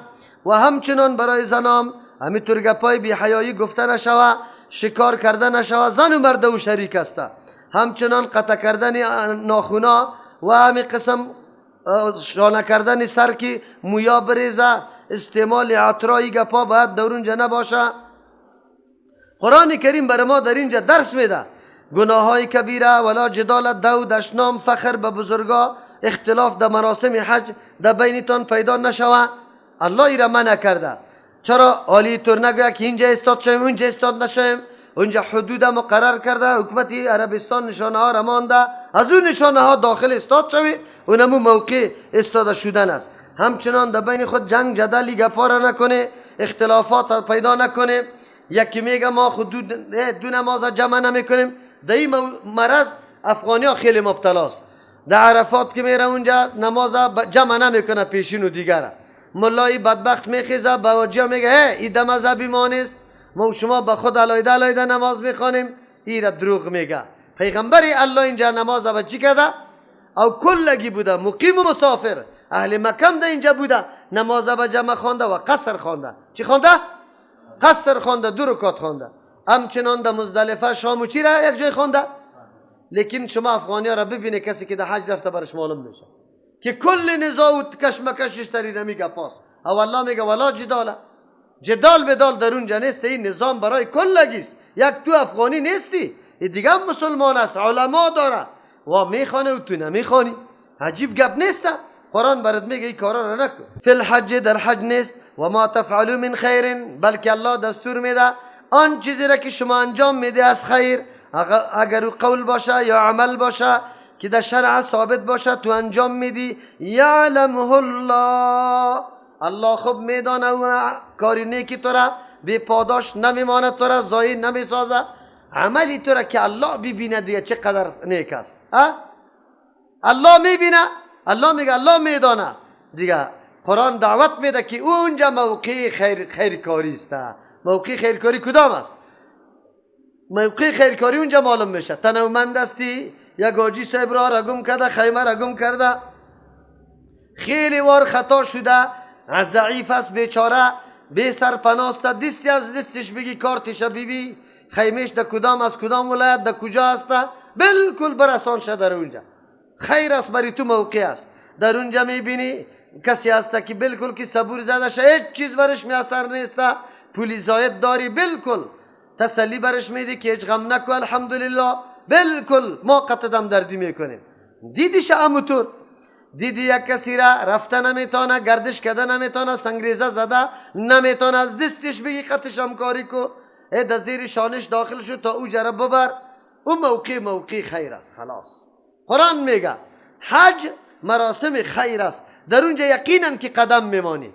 ریش سفید است بیچاره، حتی همینقدر نه بلد است نه گپ میفهمه که از بازار برای خود چیزی بخره، دستی تو برش استاد میشی، برش استاد میشی. چی کار داری؟ پدرجان چی کار داری؟ بیادرم چی کار داری؟ ما برات از بازار میارم.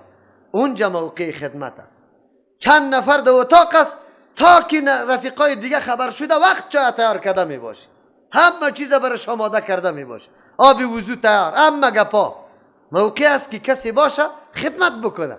الله میگه و ما تفعل من خیر یعلمه الله، هر خیره که شما اونجا انجام میده الله میدانه. افغانیا دیگه مردم که می دکه میشه، عفان گفته صدا داره که عفو کو، افغانیا چشما را میکشه، دو دشنام زور در قطارای مردم ما بین خود جنگا داره دیگه. شخو چی میکنی؟ از این طرف جنگ، از اون طرف جنگ، اینی حالات ماسته. لا قلمی قدر نمیفهمن که امی مردم دیگر را ببین چرا نه نزاع است نه جنگ است، منظم مرتب. الله رحم بکنه. معلمین ما از اینجا دلارا را میگیره به حیث معلم میره، خو اونجا رنگش هم دیده نمیشه. در خانه کاکا و مامای خود رفته، از اونجا چیزی چندی دیگر هم جمع کرده رویست. عجیب معلمین اونجا هسته. این کارا را الله از پیشت سوال میکنه. اونجا یک گاجی در حجش که ادنا خلل واقع میشه، تو مسئول هستی، الله از تو سوال میکنه. در تو تسلیم شده، ای به نام بعثه که یاد میشه که یا میره قند و قرود که بخو، ولی آجای افغانی بیچاره به سر نوشت افتاده، حتی مراسم حج یاد نداره کجا بره کدام چی قسم بکنه. و مردم ای امانت است بریتان، شما به پولی از این سرزمین در اون سرزمین رسیده، بعد از او در جیبتان دیگه هم مانده میشه. او چی کمک کردی؟ چی تعلیم دادی؟ کدام آجی را رهنمایی کردی؟ عجیب نیست؟ این سخت. الله براتان میگه و ما تفعل من خیر، آن چیزی که میکنی از خیر یعلمه الله، الله خوب میدانه. و تزودوا، شما توشه را تیار کنی امرای خود، فإن خیر الزاد التقوا، یقینا بهترین توشه تقواست. واتقونی، خدا نگاه کنه ای از دی احکام که شما مرتکب خلاف ورزی احکام نشوی. یا اولی الالباب، کسانی که صاحبان عقل است، بله کسایی که خالی از عقل هستند، ای نعوذ بالله او مردما مرتکب جنایات میشه، کسی که عقل داره نمیشه. الله در اینجا امر به توشه تیار کردن میکنه.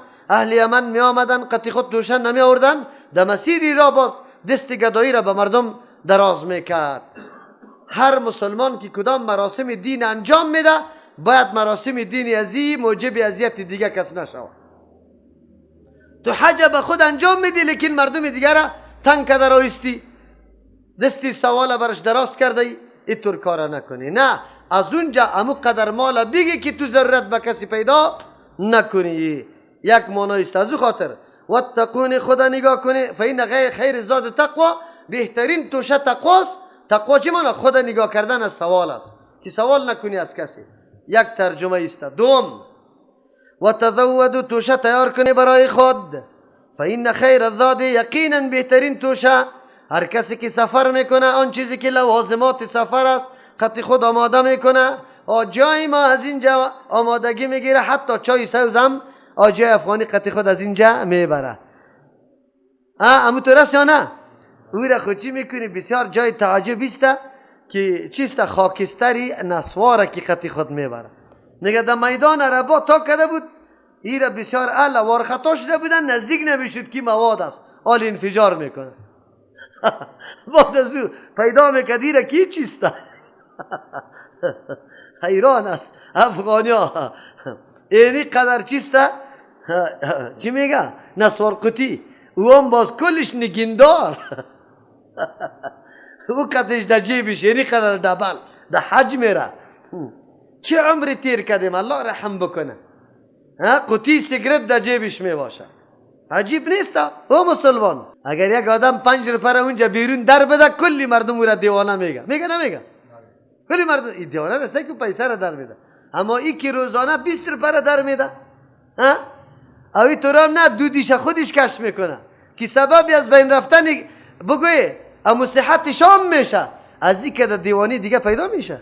با کی بگوی که اسلام یقینا دین واقعی نظام جامع است، دین سالم است که ضمانت هر نوع از زندگی تا کرده که باید سالم باقی بمانه، از صحت گرفته تا عادتیت، از عادت گرفته تا عبادتیت، کلش همینطور خالی از لوس و ازم گپاست. در اینجا الله میگه فإن خیر الزاد التقوا، بله شما خود توشه لوازمات سفر قطع خود برابر هم بکنی، لیکن امرای توشه و لوازمات سفر یک چیزی خیلی مهم دیگه هم بکار است. حاجی صاحبی قدر پول گرفتی که ما گشنه نشم اونجا، هر چیز گرفتی قطع خود، آن چیزی که ضروری بود بارد، لیکن بهترین چیزی که برای تو ضروری است تقواست. اینجا تقوا را اختیار کن دیگه، فکر و ذکر طرف الله باشه، قدمت فقط در تقوا مانده شوه، این بهترین توش است. چرا این خیر زاد است. او لوازمات سفر تنها برای دنیای ما فایده کرد، برای همی سفر فایده کرد، در مورد دنیای ما فایده کرد و دمی سفر فایده کرد، لیکن تقوا اینطور چیزی است که نه تنها در این سفر بلکه این در آخرت ما چی میکنه؟ فایده داره. بهترین ذات تقوا است که انسان خدا نگاه کنه. تقوا چی را گفته بودیم؟ خدا نگاه کردن از کفر، شرک، محرمات، مشتبهات، آن چیزی که تو را حتی چیزی که وقتی تضایع میکنه از اون چیز خدا نگاه کردن، این تقوا میگه. واتقونی، بترسی از من، الله میگه در مورد اجرای احکام ما، کل احکام ما را ابو رقم که توسط پیغمبر براتان تعلیم داده شده امو رقم انجام بده. یا اولی الالباب صاحبان عقل، کسی که عقل و بصیرت داره میفهمه که ما پول مصرف کردیم، وقت مصرف کردیم، از اقارب جدا شدیم، این سختی را کشیدیم، بیا که احکام الله را امو رقم که فرمان داده امو رقم انجام بدم، امو رقم که پیغمبر نقشه داده امو رقم انجام بدم. اونجا عقل کاری را نکو، عقل جنگی را نکنی. لیس علیکم جناح نیست بالای شما گناه یا تهدید نیست ان تبتغوا فضلا من ربکم که شما طلب کنه احسان مراد از پیشش مالا در تجارت و کسبتان، من ربکم از جانب پروردگارتان، هیچ کدام مضایقه سر شما نیست. فاذا افضتم من عرفات، وقتی که پایین می از عرفات، فاذکروا الله، یاد کنی الله را عند المشعر الحرام در مزدلفه، واذکروه، یاد کنی الله را کما هداکم، هم قسم که شما را تعلیم داده هدایت کرده. و این کنتم من قبل، اگر چه شما بودی پیش از هدایت الله، لمن الضالین، از جمله مردمایی که بیخبر بوده، مراسم یا طرز طریقی مراسم شما یاد نداشتی، الله تعلیم داد برای شما. در اینجا الله لیس علیکم جناح، صحابه خیلی معتاد بودن، وقتی در سفر می رفتن قطعی سفر حج حتی ادناترین چیز در خرید و فروش هم می گفتن بد نباشه، چرا که عمل خالص برای الله تبارک و تعالی شود. اما قرآن اجازه داد. چرا اجازه میده؟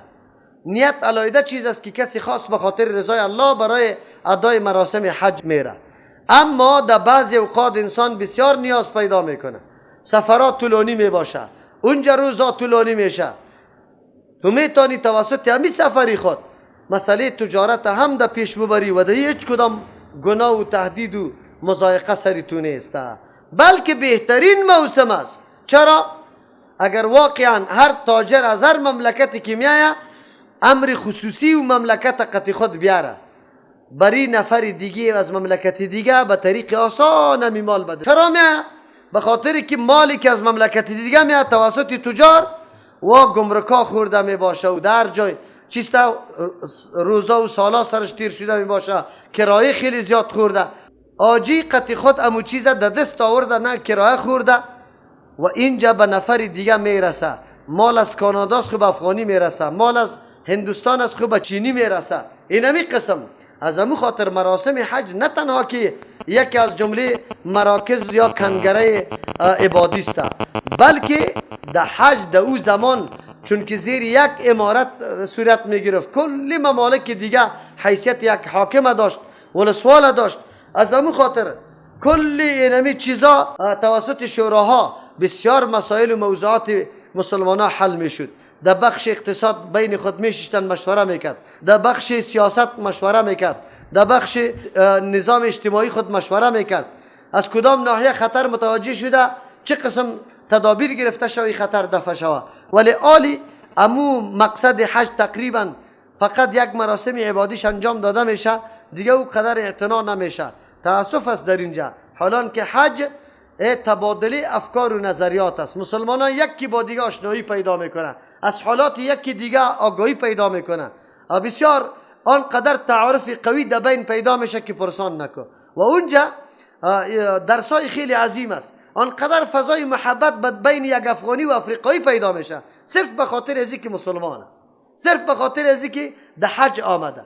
اینجا ما میبینیم که اصل محور دوستی در دنیا فقط به بنیاد عقیده می باشه و همین عقیده است که کل افراد و توده های قوم عقیده جمع کرده میتونه. اگر ما اتحاد اتفاق از طریق نجات کنیم، از طریق جغرافیا کنیم، از طریق لسان کنیم، از طریق مذهب و مسلک بکنیم، قطعا ما جمع شده نمیتونیم. یگانه چیزی که در اون نقطه دنیا و در اون نقطه دنیا دو فرد به هم جمع میتونه و چی است؟ مسئله عقیده است. از این خاطر دوستی و دشمنی ما به محور عقیده پیش میره. قرآن کریم امی گپا برای ما یاد میکنه که شما این سفرتانه سفر عادی نگیرید، از این سفر فایده های زیاد بگیرید، مثل که فایده عبادت میگیره، فایده تجارت هم بگیره که به طریق آسان به دستتان چیسته فایده میسر میشه.